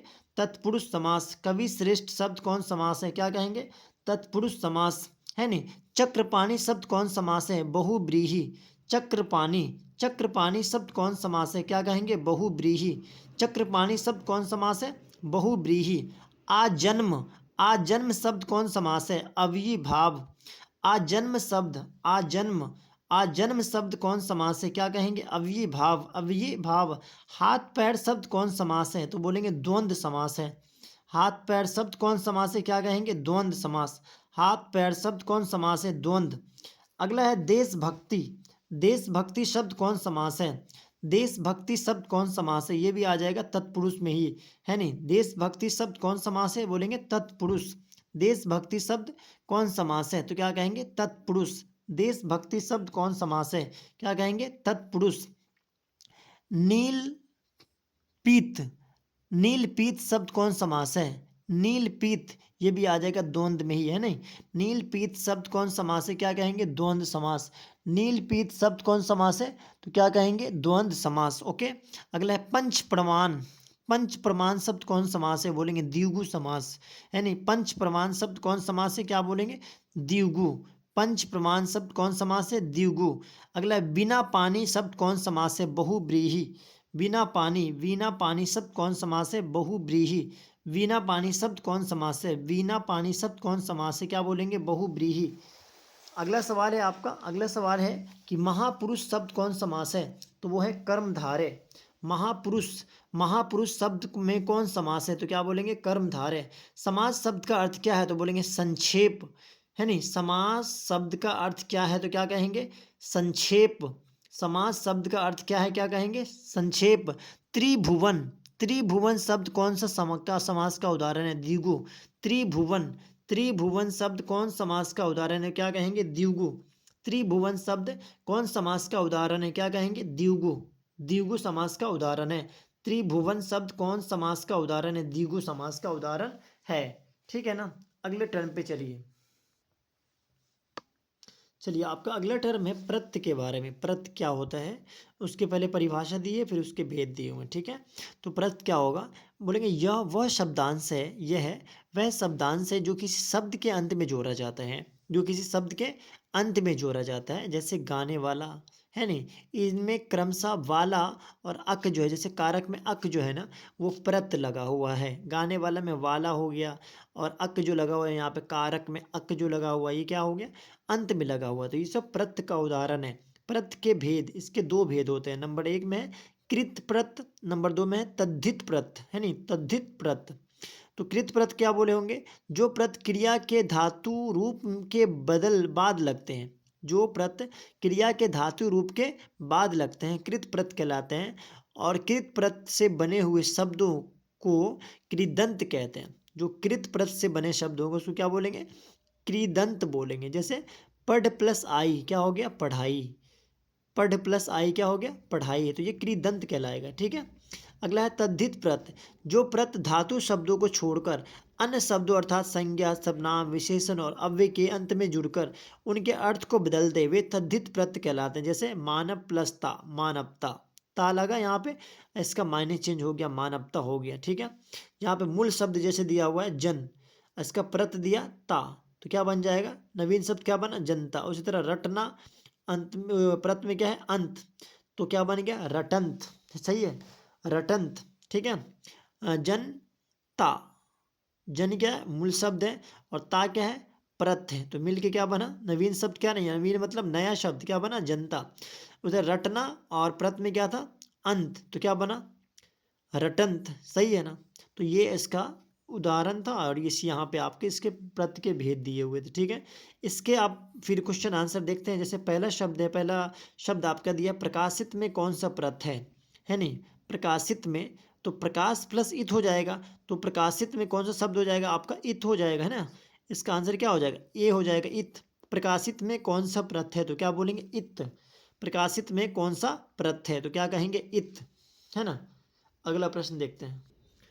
अगला है कि बड़प्पन में कौन सा प्रत्यय है, तो अपन हो जाएगा, बड़प्पन, बड़ प्लस अपन, बड़प्पन, तो बड़प्पन में कौन सा प्रत्यय, तो क्या बोलेंगे, अपन, है नहीं। अगला सवाल है कि दर्शनीय शब्द में प्रत्यय है, दर्शनीय, तो दर्शन प्लस ये दर्शनीय होता है, तो ये हो जाएगा इसका आंसर, ये दर्शनीय, दर्शन प्लस ये, तो दर्शनीय होता है, तो ये जो है वो प्रत्यय लगा हुआ दर्शनीय में।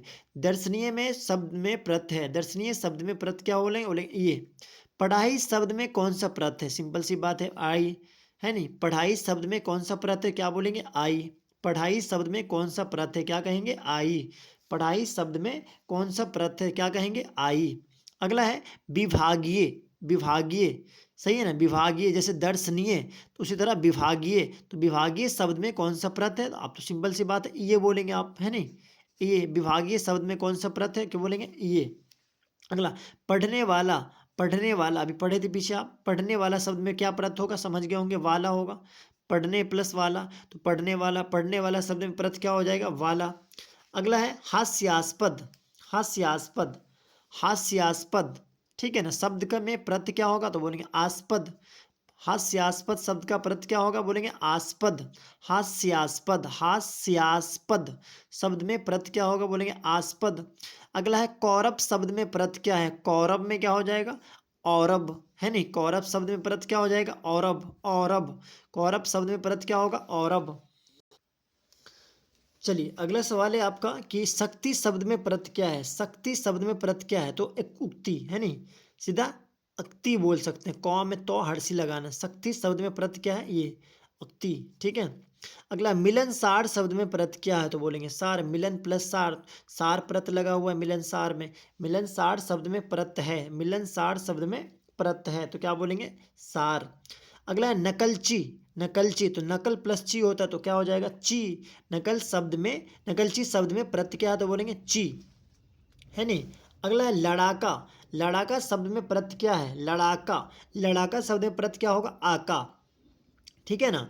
लड़ाका शब्द में प्रत्यय क्या होगा, आका। उसी तरह चचेरा शब्द में प्रत्यय क्या होगा, तो बोलेंगे एरा। चचेरा शब्द में प्रत्यय क्या है, तो बोलेंगे एरा। चचेरा शब्द में प्रत्यय क्या है, तो क्या कहेंगे, एरा। टिकाऊ शब्द में प्रत्यय क्या है, तो बोलेंगे आऊ। टिकाऊ शब्द में प्रत्यय क्या है, तो क्या कहेंगे, आऊ,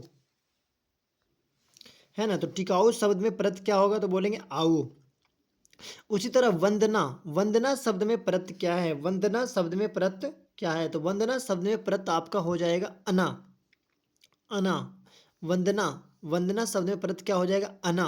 वंदना शब्द में प्रत्यय क्या है, तो क्या बोलेंगे, अना। ममेरा, है नहीं, ममेरा, जिस तरह चचेरा उसमें भी एरा प्रत्यय था, उसी तरह ममेरा में भी क्या हो जाएगा, एरा प्रत्यय हो जाएगा, एरा, है ना। ममेरा शब्द में प्रत्यय क्या है, तो क्या कहेंगे, एरा। ममेरा शब्द में प्रत्यय क्या है, एरा। मुखिया, मुखिया शब्द में प्रत्यय क्या हो जाएगा, बोलेंगे इया होगा, सिंपल सी बात, इया, है ना। मुख प्लस इया, मुखिया। मुखिया शब्द में प्रत्यय क्या बोलेंगे, इया, इया। मुखिया शब्द में प्रत्यय क्या है, तो क्या बोलेंगे, इया। भूखा शब्द में प्रत्यय क्या है, भूखा शब्द में प्रत्यय क्या है, तो बोलेंगे भूख प्लस आ, भूखा। भूख शब्द में प्रत्यय क्या है, सॉरी भूखा शब्द में प्रत्यय क्या है, तो बोलेंगे भूखा में आ प्रत्यय है, आ। शत्रुता, शत्रुता तो शत्रु प्लस ता, शत्रुता होता है ना, तो शत्रुता शब्द में प्रत्यय क्या है, शत्रुता। शत्रुता शब्द में प्रत्यय क्या है, बोलेंगे ता। शत्रुता, ता प्रत्यय होगा, है नहीं। शत्रुता शब्द में प्रत्यय क्या होगा, तो बोलेंगे ता। इस तरह आपने किसके बारे में देखा, प्रत्यय के बारे में सारे प्रश्न आपने देखे समझे, है नहीं। तो अब क्या आता है आपका अगला टर्म आता है जी आपका उपसर्ग के बारे में, कि उपसर्ग किसे कहते हैं, उपसर्ग किसे कहते हैं, फिर उसके प्रश्न उत्तर आएंगे, है नहीं। तो उपसर्ग का पहले देख लेते हैं। उपसर्ग लिखा हुआ है, यह वह शब्दांश है जो किसी शब्द के पूर्व जोड़ा जाता है, यानी शुरू में जोड़ा जाता है। यह वह शब्दांश है जो किसी शब्द के पूर्व जोड़ा जाता है, जैसे आगमन, उपदेश, इनमें क्रमशः आ प्लस उप, जैसे यहाँ पे आगमन में आ और उपदेश में उप जो है ना वो उपसर्ग है। हिंदी में जो उपसर्ग मिलते हैं वे संस्कृत, हिंदी तथा उर्दू के उपसर्ग हैं। हिंदी में जो भी संस्कृत आप सॉरी उपसर्ग मिलता है वो या तो वो संस्कृत का रहता है, या तो हिंदी का रहता है, या तो उर्दू का उपसर्ग मिलता है। उपसर्ग का स्वतंत्र प्रयोग नहीं होता है, इनका प्रयोग किसी शब्द से पहले जुड़कर ही होता है, किसी शब्द के पहले ही इनको जोड़ा जाता है। जैसे उपसर्ग में दिया अभी, वे, उपसर्ग से बने शब्द अभी से क्या बन गया, अभिप्राय, अभिनेता। उस तरह बे से क्या बन गया, बेईमान, बेईमान, बेहोश, है नहीं। तो उपसर्ग यहाँ पे दिया था, उससे आपने शब्द बनाए, ठीक है। तो उपसर्ग अभी और वे दिया था, तो उपसर्ग से क्या शब्द बनाया आपने, अभिप्राय, अभिनेता। बे से क्या बनाया, बेईमान, बेहोश, है नहीं। तो इस तरह से इसका उदाहरण था। अब इसका आप क्वेश्चन आंसर देख सकते हैं। जैसे भरपेट शब्द में कौन सा उपसर्ग है, तो देख रहे हैं भर, पेट के आगे भर लगा हुआ, तो भर इसका उपसर्ग हो गया, है नहीं। भरपेट में कौन सा उपसर्ग है, तो क्या बोलेंगे भर। भरपेट शब्द में कौन सा उपसर्ग है, तो क्या बोलेंगे भर। अगला सवाल है आपका कि पुरातन शब्द में कौन सा उपसर्ग है, तो पुर प्लस आतन होगा तो पुरातन होगा, तो पुर इसका आंसर हो जाएगा। पुर, पुर जो है यहाँ पे क्या है, उपसर्ग का काम करेगा, है ना। अगला है प्रतिनिधि, प्रतिनिधि में कौन सा उपसर्ग है, सिंपल सी बात है, प्रति प्लस निधि होगा तो प्रति जो होगा उसका उपसर्ग कहलाएगा, प्रतिनिधि। प्रति क्या हो जाएगा, उपसर्ग हो जाएगा यहाँ पे। उपवन में कौन सा उपसर्ग है, सिंपल सी बात, उप प्लस वन होता है तो उपवन, तो उपवन क्या है या उप क्या है, तो बोलेंगे उपसर्ग है, ठीक है।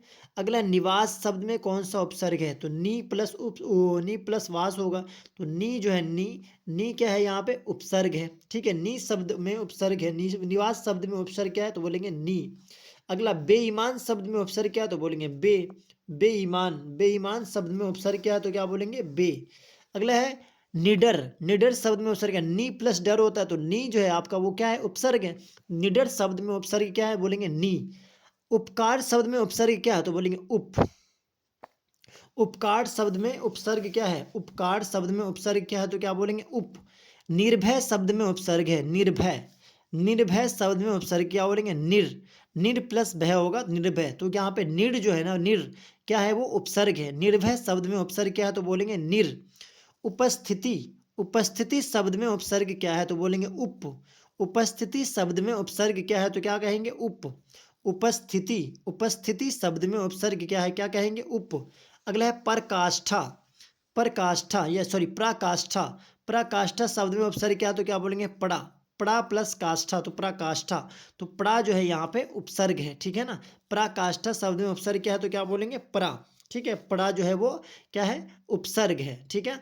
निराहार शब्द में उपसर्ग क्या है, तो क्या बोलेंगे निर, निर प्लस आहार होगा निराहार, तो निर जो है निर, निर जो हो जाएगा आपका बाबू उपसर्ग हो जाएगा, ठीक है ना। निराहार शब्द में उपसर्ग क्या है, तो बोलेंगे निर।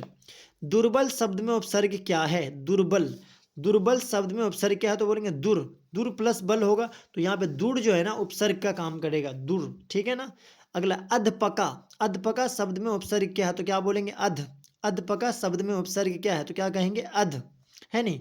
अगला है अवगुण शब्द में उपसर्ग क्या है, तो बोलेंगे अव, अवगुण, अवगुण शब्द में उपसर्ग क्या है, तो क्या कहेंगे अव। संग्रह शब्द में उपसर्ग क्या है, तो बोलेंगे सम, सम प्लस ग्रह होगा तो संग्रह कहलाएगा, तो संग्रह शब्द में उपसर्ग क्या है, तो क्या बोलेंगे सम। अनुकूल शब्द में उपसर्ग क्या है, तो क्या कहेंगे अनु।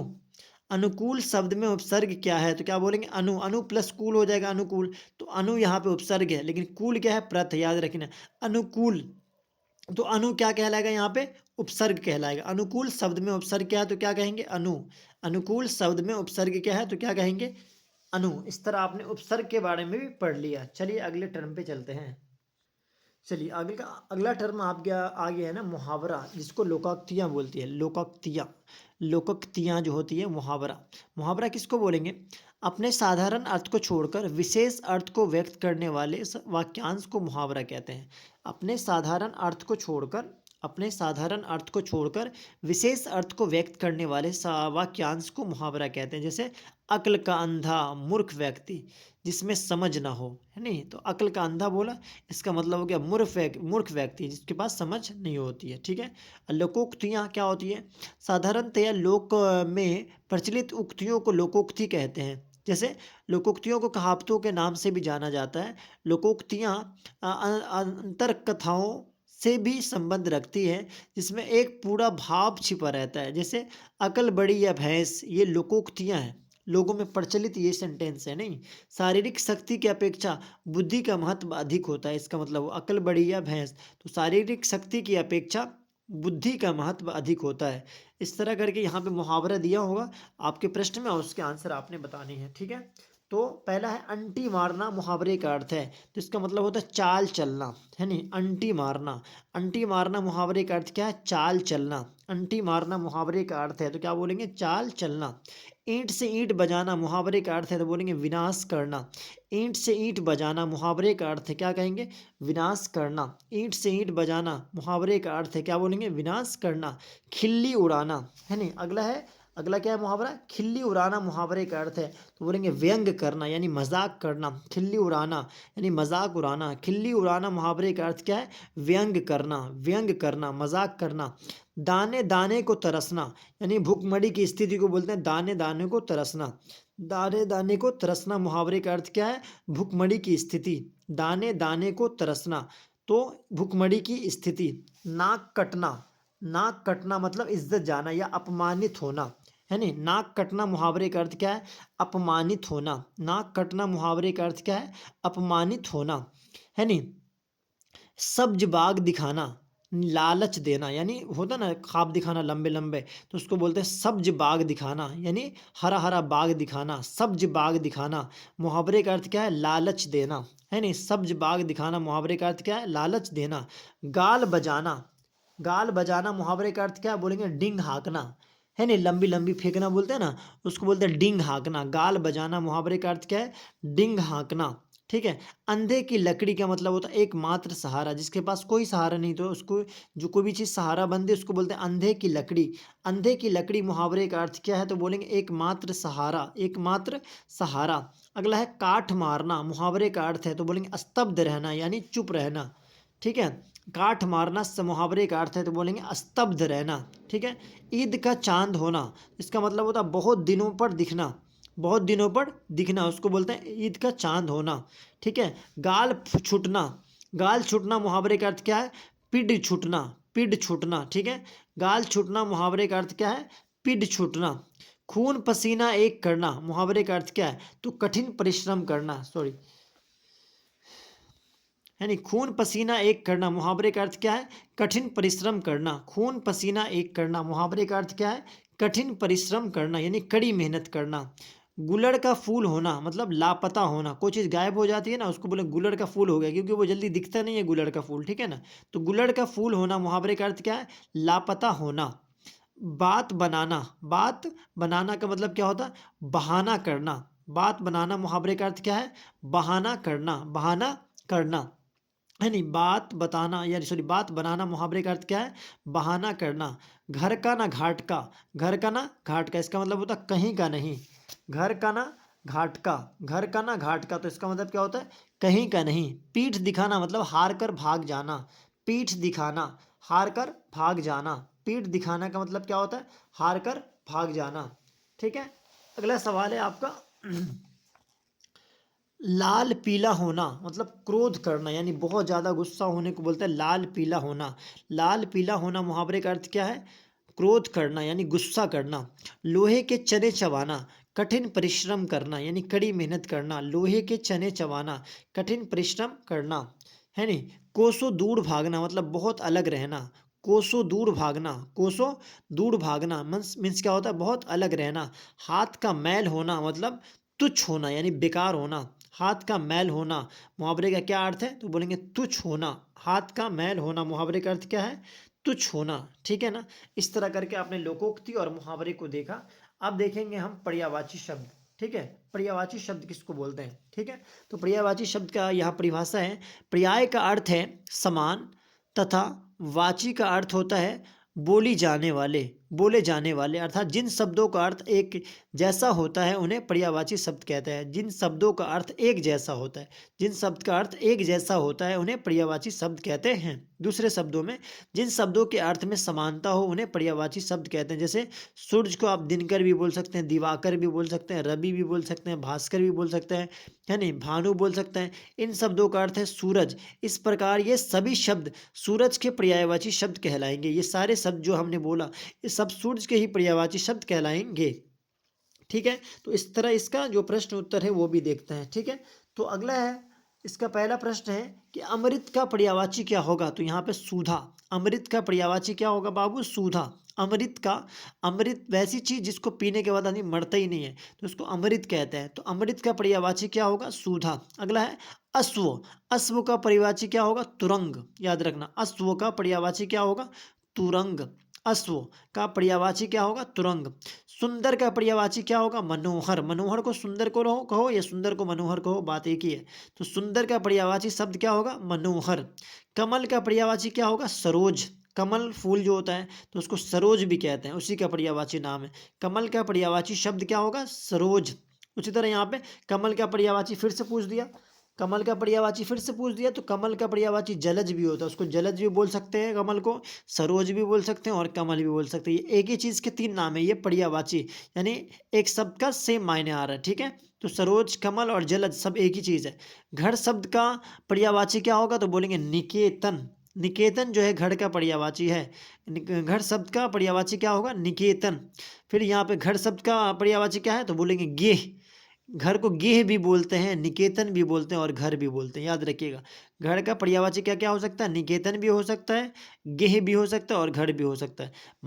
महादेव शब्द का पर्यायवाची क्या होगा? तो बोलेंगे शंकर को महादेव भी बोलते हैं, महादेव को शंकर भी कहते हैं। तो ये शंकर शब्द जो है ना, शंकर शब्द का पर्यायवाची महादेव हो सकता है और महादेव शब्द का पर्यायवाची जो हो सकता है वो शंकर हो सकता है। झंझट शब्द का पर्यायवाची क्या होगा? बवाल।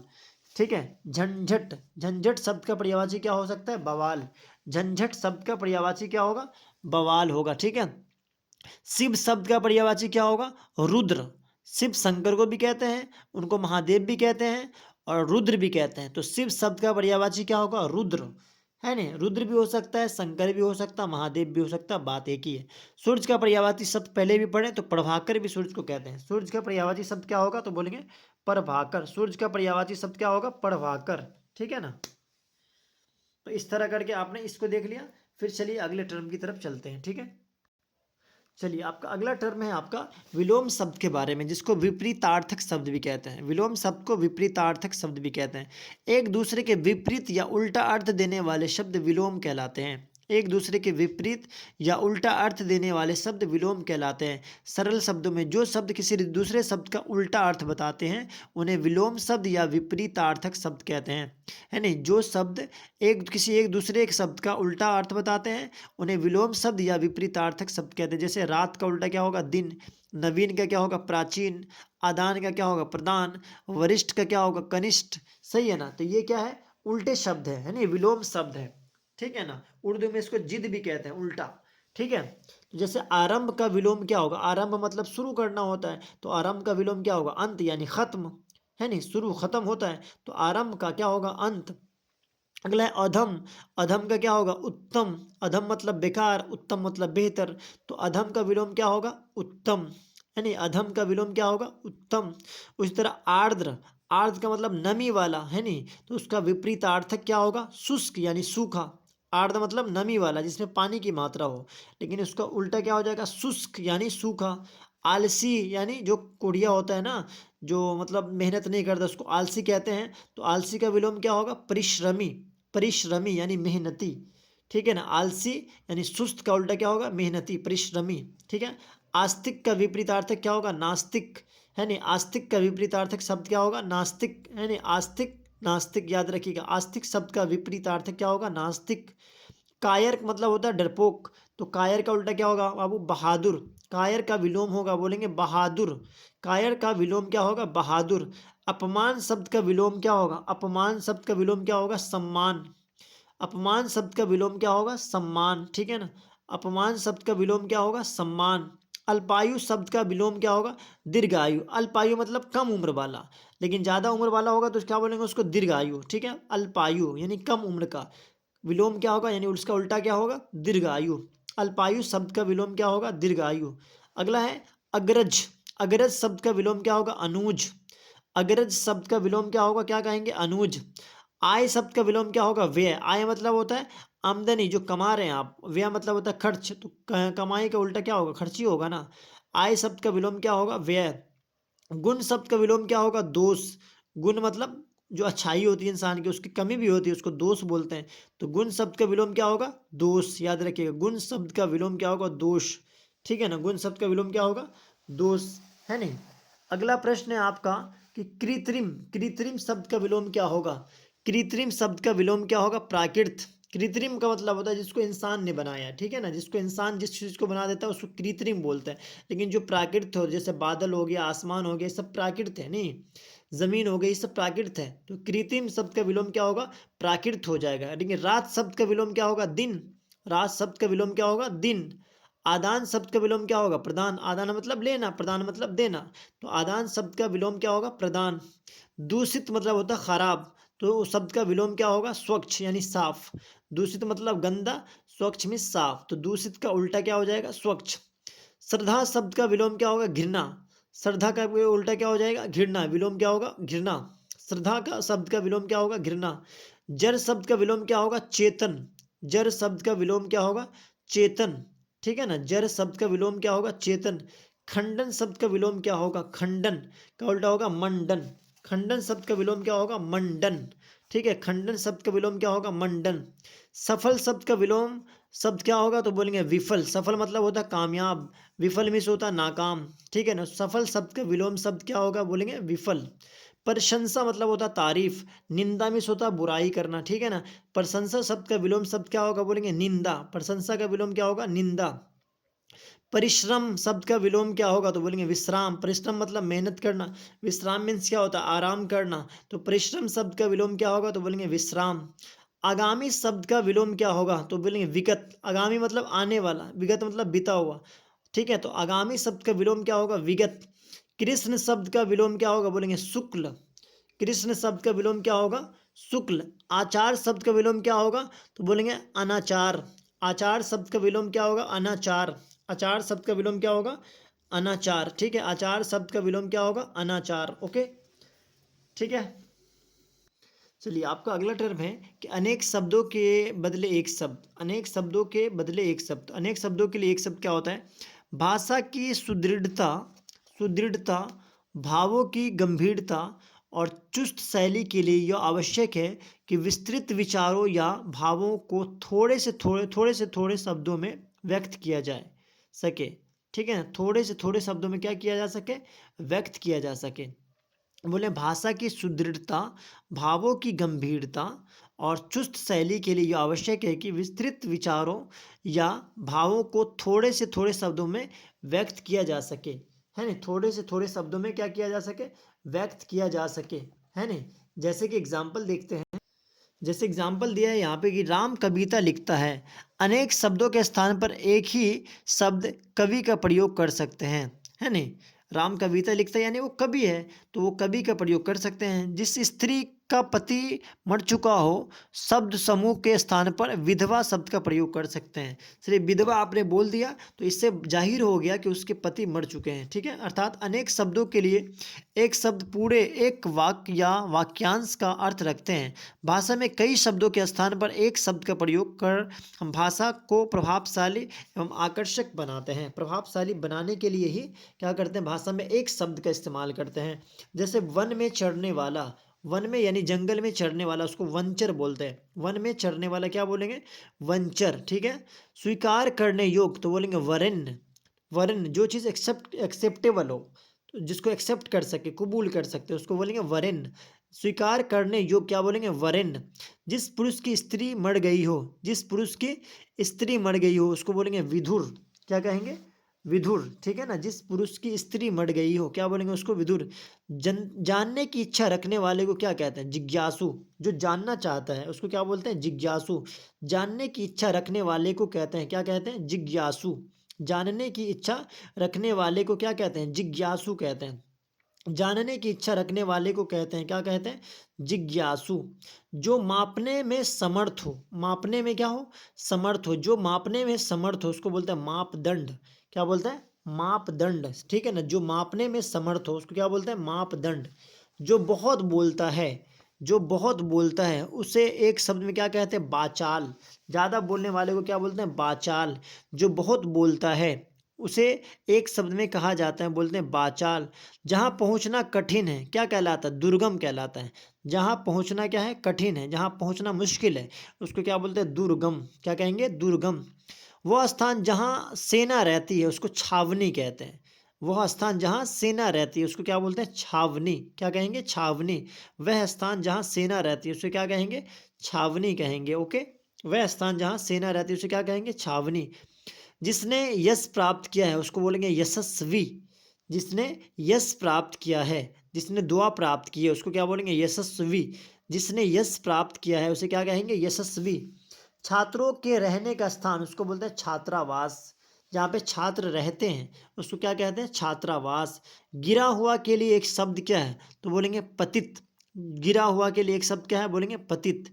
जो चीज़ें गिर गई है उसके लिए एक शब्द क्या बोलेंगे, पतित। गिरा हुआ के लिए एक शब्द क्या है, बोलेंगे पतित। आंखों के सामने के लिए एक शब्द है, यानी जो काम आंख के सामने हो रहा है उसको प्रत्यक्ष बोलेंगे। आंखों के सामने के लिए एक शब्द है, क्या कहेंगे, प्रत्यक्ष। आंखों के सामने के लिए एक शब्द क्या है, बोलेंगे प्रत्यक्ष। प्रत्यक्ष। जो स्त्री अभिनय करती हो उसको अभिनेत्री बोलेंगे। ठीक है ना, जो स्त्री अभिनय करती हो, ठीक है ना, फिल्म वगैरह में देखते हैं ना आप हीरोइन को, उसको अभिनेत्री बोलते हैं। हीरोइन को इंग्लिश में क्या, हिंदी में क्या बोलते हैं, अभिनेत्री। जो स्त्री अभिनय करती हो उससे क्या कहते हैं, अभिनेत्री कहते हैं। ठीक है। मरण तक के लिए एक शब्द है तो बोलेंगे मरण तक के लिए एक शब्द क्या है, जिगीसा। मरण तक के लिए, किसके लिए, मरण तक के लिए एक शब्द क्या बोलेंगे, जिगीसा। जिगीसा। कार्य करने वाला के लिए एक शब्द है, कार्य करने वाला के लिए एक शब्द क्या बोलेंगे, कार्यकर्ता। कार्यकर्ता। ठीक है ना, कार्य करने वाला के लिए एक शब्द क्या बोलेंगे, कार्यकर्ता। जो नया आया हुआ हो के लिए एक शब्द है, बोलेंगे नवारगतुक। नवारगतुक। ठीक है, नवारगतुक। जो नया आया हुआ हो उसे क्या कहेंगे, नवारगतुक कहेंगे। जो नया आया हुआ हो क्या बोलेंगे उसको, नवारगतुक। है ना, सॉरी नवागुंतक या नवागंतुक, सॉरी। जो नया आया हुआ उसको क्या बोलेंगे, नवागंतुक। नवागंतुक कहेंगे। ठीक है, जो नया आया हुआ हो उसके लिए क्या शब्द है, नवागंतुक। ठीक है, नवागंतुक। शिक्षा ग्रहण करने वाला को क्या बोलते हैं, शिक्षार्थी। जो पढ़ाई कर रहा है उसको क्या बोलेंगे, शिक्षार्थी। शिक्षा ग्रहण करने वाला, शिक्षा ग्रहण करने वाला क्या बोलेंगे उसको, शिक्षार्थी। शिक्षार्थी। तीव्र बुद्धि वाला उसको बोलेंगे कुशाग्र बुद्धि। जिसके पास बहुत तेज दिमाग है उसको क्या बोलते हैं, कुशाग्र बुद्धि। कुशाग्र बुद्धि है नहीं। तीव्र बुद्धि वाला के लिए एक शब्द क्या है, कुशाग्र बुद्धि। युग का निर्माण करने वाला, युग निर्माता। युग का निर्माण करने वाला के लिए एक शब्द क्या है, युग निर्माता। युग का निर्माण करने वाला, युग का निर्माण करने वाला क्या कहेंगे उससे, युग निर्माता। युग निर्माता। इस तरह अनेक शब्दों के लिए एक शब्द आपने देख लिया। अब आ जाइए आप वर्ण एवं उच्चारण स्थान पे, है नहीं। वर्ण एवं उच्चारण स्थान पे पहले उसकी परिभाषा देख लीजिए। वर्ण किसको बोलेंगे, वर्ण उस मूलध्वनि को कहते हैं जिसके खंड ना हो सके। जैसे अ के, ऊ के, री के, ख के, सबके खंड नहीं हो सकते। हर शब्द में मुख्यतः दो ध्वनियाँ सुनाई पड़ती है। ठीक है ना, ह और री। ठीक है ना, तो वर्ण उस मूलध्वनि को कहते हैं, वर्ण उस मूलध्वनि को कहते हैं जिसके खंड ना हो सके। जैसे अ, ऊ, क, ख, है नहीं। हड़ी शब्द में मुख्यतः दो ध्वनियाँ सुनाई पड़ती है, ह और री। ह और री। ठीक है। अक्षर किसको बोलेंगे, उच्चारित ध्वनि या ध्वनि समूह को की न्यूनतम छोटी इकाई अक्षर कहलाती है। उच्चारित ध्वनि या ध्वनि समूह की न्यूनतम छोटी इकाई अक्षर कहलाती है। उच्चारित ध्वनि या ध्वनि समूह की न्यूनतम छोटी इकाई क्या कहलाती है? अक्षर कहलाती है। उसके बाद है स्वर। स्वर उन वर्णों को या ध्वनियों को कहते हैं जिनका उच्चारण स्वतः होता है। स्वर उन वर्णों या ध्वनियों को कहते हैं जिनका उच्चारण स्वतः होता है, यानी खुद ब खुद होता है। उदाहरण के तौर पे अ, आ, छोटी ई, बड़ी, छोटा ऊ, बड़ा ऊ, डी, ए, ऐ, ओ, औ, ये 11 टोटल है ना, ये सारे स्वर हैं। ये सबके हैं स्वर हैं। स्वर उन वर्णों या ध्वनियों को कहते हैं जिनका उच्चारण स्वतः होता है। उदाहरण के तौर पे अ, आ, छोटी ई, बड़ी ई, छोटा ऊ, बड़ा ऊ, डी, ए, ऐ, ओ, औ, ये सारे के सारे स्वर हैं। ठीक है। अब ये स्वर भी दो तरह के होते हैं, हर्ष स्वर और दीर्घ स्वर। अ, छोटी ई, बड़ा ऊ, छोटा ऊ एवं री हर्ष स्वर है। इन्हें मूल स्वर भी कहते हैं। ठीक है। ये एक मात्रिक होते हैं तथा इनके उच्चारण में दीर्घ स्वर की अपेक्षा आधा समय लगता है। इसको बोलने में ज़्यादा समय नहीं लगता। ये एक मात्रिक होते हैं, ये एक मात्रिक होते हैं। ठीक है। इसे मूल स्वर भी कहते हैं, हर्ष स्वर को। ठीक है ना। ये चार होते हैं, अ, ई, उ और री। ठीक है। दीर्घ स्वर आ, बड़ी ई, बड़ा ऊ, ए, ऐ, ओ, औ और औ जो है वो दीर्घ स्वर है। इनके उच्चारण में हर स्वर की तुलना में दुगुना समय लगता है, यानी इसको बोलने में ज़्यादा समय लगता है। इन्हें द्विमात्रिक स्वर भी कहते हैं। उसको एक मात्रिक क्योंकि वो उसमें बोलने में ज़्यादा टाइम नहीं लगता है, इसको द्विमात्रिक बोलते हैं क्योंकि इसको हर स्वर की तुलना में इसको बोलने में ज़्यादा टाइम लगता है। इसको बोलेंगे द्विमात्रिक बोलेंगे। ठीक है। द्विमात्रिक कहेंगे। ठीक है। तो इसका भी प्रश्न उत्तर देखते हैं एक एक करके इसका प्रश्न देखते हैं। पहला है कि दौ का उच्चारण स्थान। दौ आपको पता होगा कि तौथो दौधो, ये तौ वर्ग का है। नहीं, दौ किसका है? तौ वर्ग का है। तो ये क्या हो जाएगा? दंत से बोले जाते हैं। तौ वर्ग के जो भी अक्षर हैं कहाँ से बोले जाते हैं? दंत, दांत से बोले जाते हैं। ठीक है ना। तो इसका आंसर क्या हो जाएगा? दंत। अगला है घौ का उच्चारण स्थान। घौ किस वर्ग में आता है? तो आपको पता होगा कौ वर्ग में आता है। तो घौ का उच्चारण स्थान क्या होगा? बोलेंगे कंठ होता है। घौ का उच्चारण स्थान क्या है? कंठ। अगला है यौ। यौ किस में आता है? चौछो जोजो में आता है। यौ किस में आता है? चौछो जोजो के वर्ग में आता है। तो वो तालु से बोले जाते हैं, चौछो जोजो। तो यौ का जौ का उच्चारण स्थान क्या हो जाएगा? तालु। जौ का उच्चारण स्थान क्या हो जाएगा? तालु। अगला है गौ। गौ किस वर्ग में आता है? तो बोलेंगे कौ के वर्ग में आता है। तो कौ के वर्ग में जो भी आएगा वो सब कंठ से बोला जाएगा। चौ तालु से बोला जाता है, सिंपल सी बात है। चौ का उच्चारण स्थान क्या हो जाएगा? तालु। फौ किस में आता है? तो पौ वर्ग में आता है। अब पौ वर्ग के जितने भी अक्षर है वो सब ओष्ठ यानी होंठ से बोले जाते हैं। फौ वर्ग का उच्चारण स्थान क्या हो जाएगा? ओष्ठ हो जाएगा। भौ भी ओष्ठ ओष्ठ से ही बोले जाएंगे।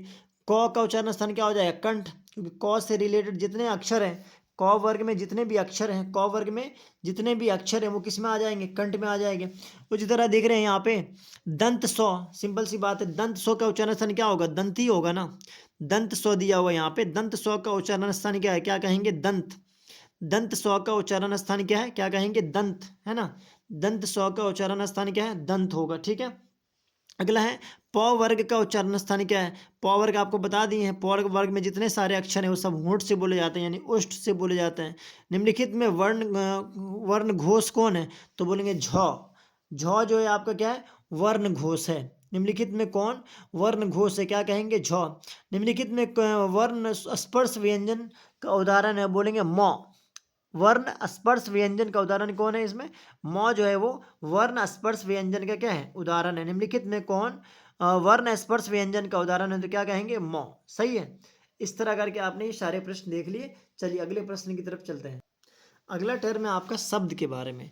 शब्द किसको बोलेंगे? तो बोलेंगे शब्द वर्णों के मेल से बने सार्थक ध्वनि समूह को शब्द कहा जाता है। वर्णों के मेल से बने सार्थक ध्वनि समूह को शब्द कहा जाता है। जैसे श्याम, घर, पटना, पानी, खेत, रोटी, ये सब शब्द हैं। ठीक है ना। शब्दों का भेद। अर्थ के आधार पर शब्द दो प्रकार के होते हैं, सार्थक शब्द और निरर्थक शब्द। जैसे रोटी बोला आपने, तो ये क्या है? सार्थक शब्द है। निरर्थक शब्द क्या हो जाएगा? दो। निरर्थक शब्द में जैसे टीरो लिख दो तो इसका कुछ अर्थ ही नहीं निकलता है, तो ये क्या हो जाएगा? निरर्थक शब्द। और उद्गम यानी उत्पत्ति की दृष्टि से शब्द के चार भेद होते हैं। तत्सम जैसे आम्र, सर्प, पुत्र, भवन, नयन, ये सब क्या है? तत्सम है। तद्भव जैसे आग है नहीं, 14, ये सब तद्भव है।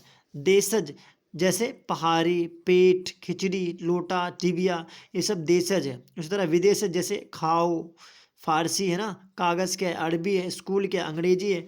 उस तरह बनावट की दृष्टि से शब्द के तीन भेद है, रूढ़, यौगिक और योग रूढ़।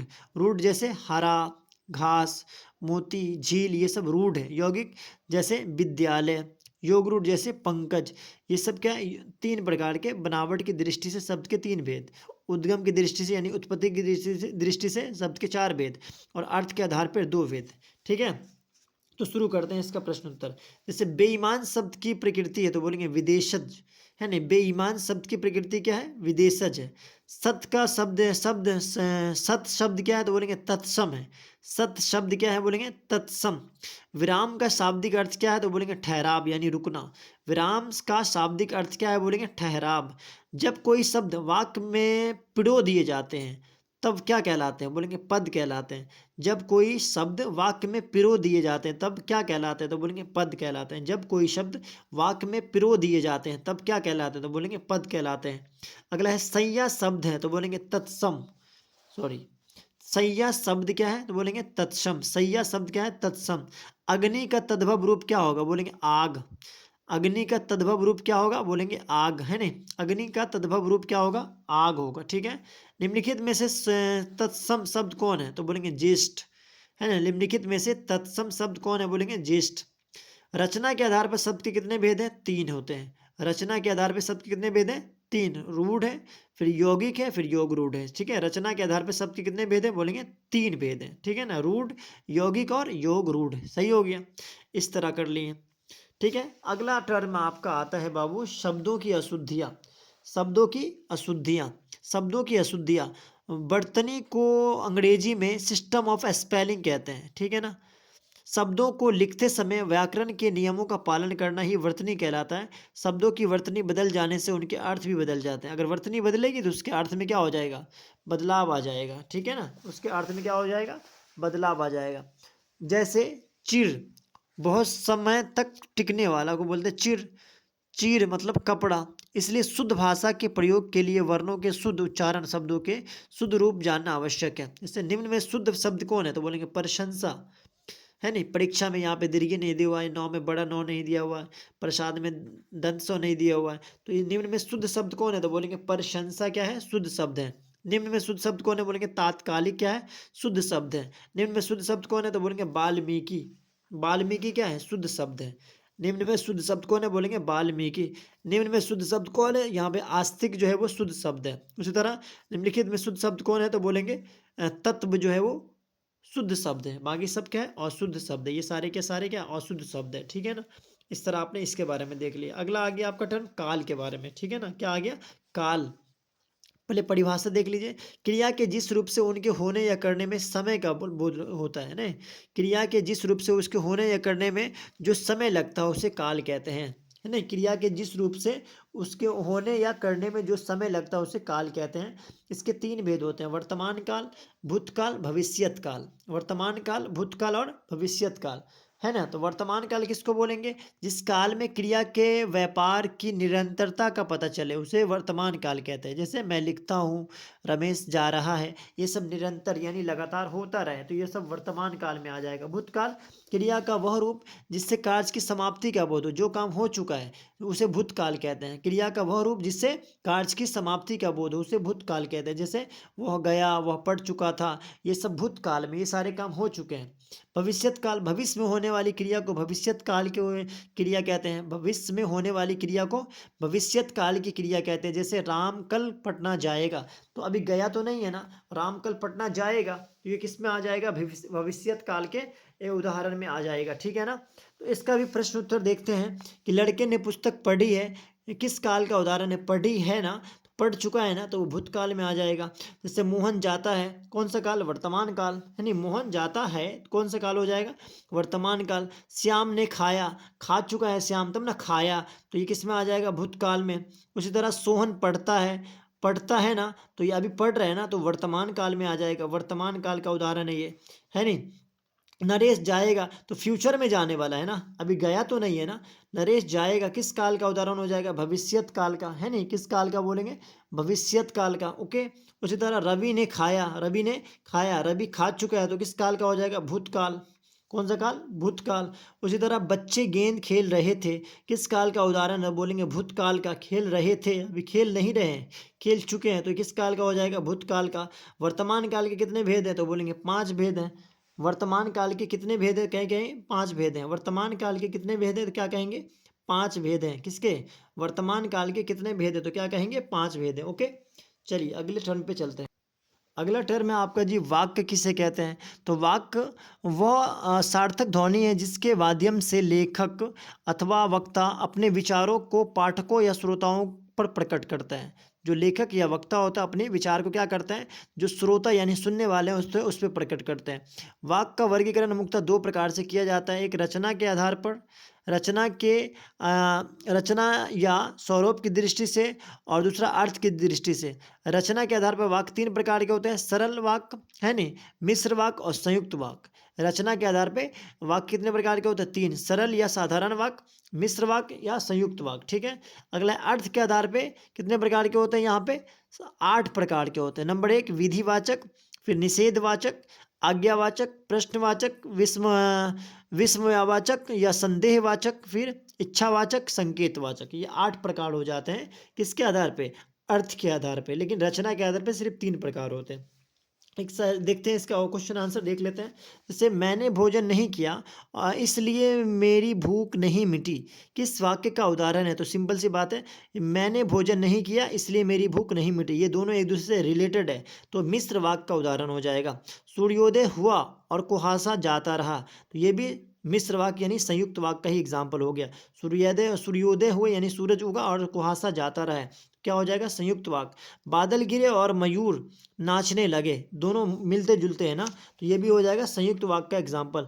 मनुष्य के विचारों को पूर्णता से प्रकट करने वाले पद समूह को क्या कहते हैं? तो बोलेंगे वाक्य कहते हैं। ठीक है, मनुष्य के विचारों को पूर्णता से प्रकट करने वाले पद समूह को क्या कहते हैं? तो क्या बोलेंगे? वाक्य। ठीक है, रचना की दृष्टि से वाक्य कितने प्रकार होते हैं? तो बोलेंगे 3 प्रकार के होते हैं, सरल वाक्य, मिश्र वाक्य और संयुक्त वाक्य। है नहीं, रचना की दृष्टि से वाक्य कितने प्रकार होते हैं? बोलेंगे 3 प्रकार होते हैं। परिश्रमी छात्र अवश्य सफल होंगे, किस वाक्य का उदाहरण है? तो बोलेंगे सरल वाक्य। जो मेहनत करेगा वो जरूर कामयाब होगा, है नहीं, जो मेहनत करेगा वो जरूर कामयाब होगा, तो वो किसका उदाहरण हो गया? सरल वाक्य। परिश्रमी छात्र अवश्य सफल होंगे, किस काल वाक्य का उदाहरण है? बोलेंगे सरल वाक्य का। ठीक है, अगला टर्म है आपका कि वाक्य शुद्धिकरण। वाक्य शुद्धिकरण का डेफिनेशन देख लीजिए, यहाँ पे दिया हुआ है वाक्य शुद्धिकरण, है नहीं। तो बोलेंगे वाक्य रचना के नियमों की अज्ञानता की वजह से वाक्य रचना में कई शुद्धियाँ अशुद्धियाँ रह जाती हैं, अतः परीक्षार्थी को उन नियमों को ध्यान में रखते हुए वाक्य रचना का अभ्यास करना चाहिए। यहाँ कुछ अशुद्ध वाक्यों के साथ उनके शुद्ध रूप दिए जा रहे हैं, इनसे वाक्य रचना की अशुद्धियों को दूर करने में सहायता मिलेगी। जैसे शुद्ध वाक्य, इसमें क्या करना है? तलाश करना है आपको। शुद्ध वाक्य है, यहाँ पे एग्जाम्पल है, वह बिल्कुल भी बात करना नहीं चाहती थी। दूसरा इसका एग्जाम्पल है, उसके स्त्री नहीं है, उसके बेटी नहीं है, वह बात कहने में किसी को संकोच नहीं होगा।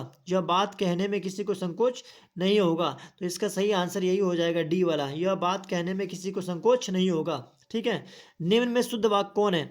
थोड़ी देर बाद में वापस लौट आए, चाहे जैसे भी हो तुम वहाँ जाओ, मुझसे यह काम संभव नहीं है, शास्त्री जी की मृत्यु से हमें बड़ा खेद हुआ। इसमें कौन सा आंसर होगा? तो इसका बी, चाहे जैसे भी हो तुम वहाँ जाओ, ये शुद्ध वाक्य है।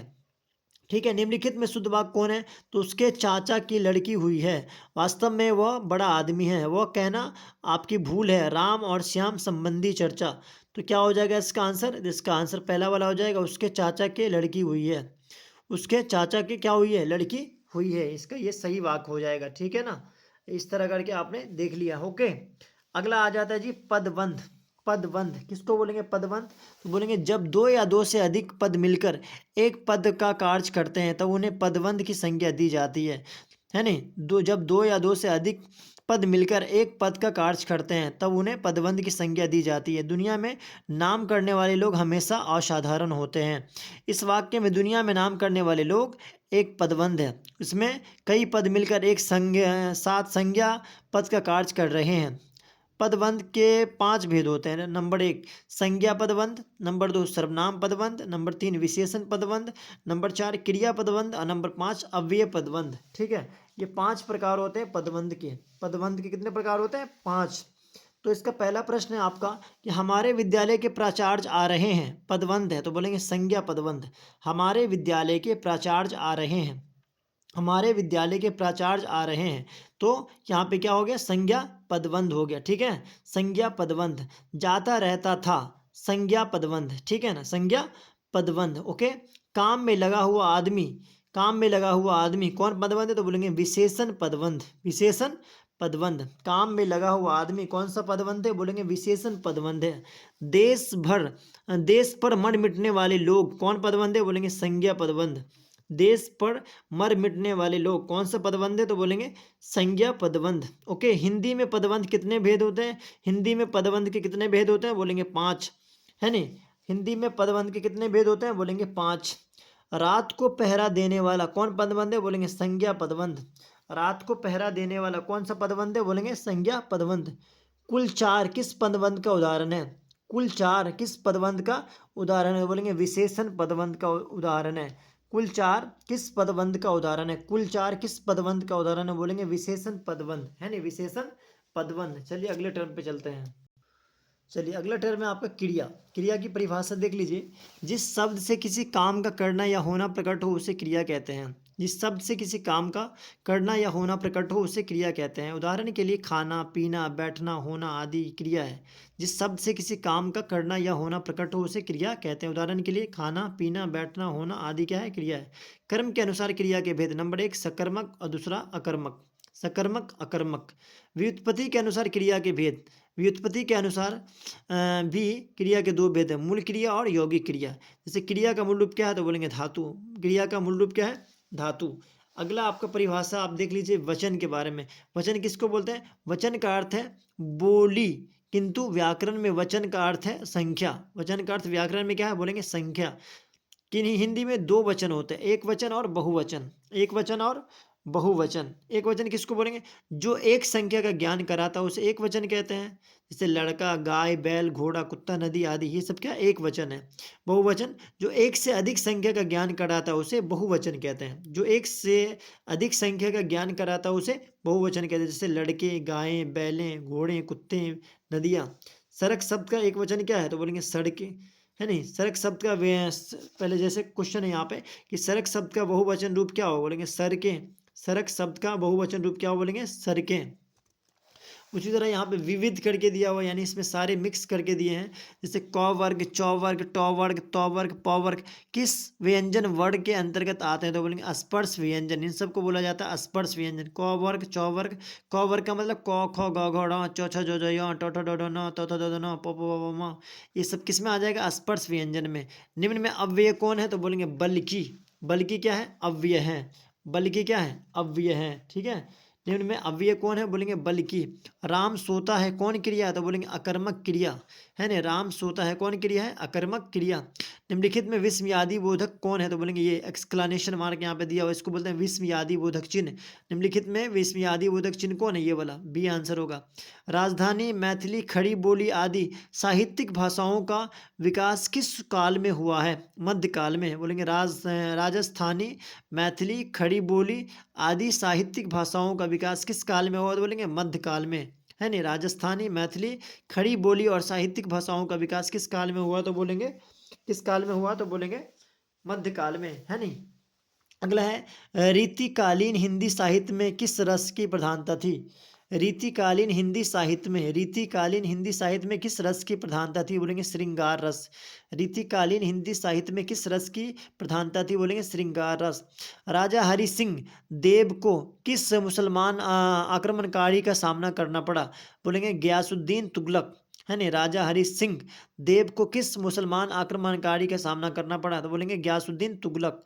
कूली प्रथा नामक नाटक के लेखक कौन है, बोलेंगे ठाकुर लक्ष्मण सिंह, है नहीं। कूली प्रथा नामक नाटक के लेखक कौन है, कूली प्रथा नामक नाटक के लेखक कौन है, ठाकुर लक्ष्मण सिंह, है ना। ठाकुर लक्ष्मण सिंह। कूली प्रथा नामक नाटक के लेखक कौन है, बोलेंगे ठाकुर लक्ष्मण सिंह। इस तरह करके इस व्याकरण के सारे प्रश्न उत्तर और सारे जो पॉइंट थे मेन मेन आपने देख लिया। ये क्लास 12 का जो क्वेश्चन बैंक है, जो 2000 मेरे ख्याल से 11 से 25 तक का जो टर्म है, उसमें जितने भी प्रश्न पूछे गए थे व्याकरण के खास करके सबको मैंने करा दिया है। अगर आप वीडियो को ध्यान से आराम से देख लेंगे तो आपको सारे प्रश्न के जवाब आ जाएंगे और आपका एग्जाम काफ़ी आसान हो जाएगा, खास करके हिंदी विषय में। ठीक है ना। तो इस वीडियो को आप बार बार देखिए, ध्यान से समझिए। तब तक के लिए अपना ख्याल रखिए। गुड बाय, अल्लाह हाफिज़।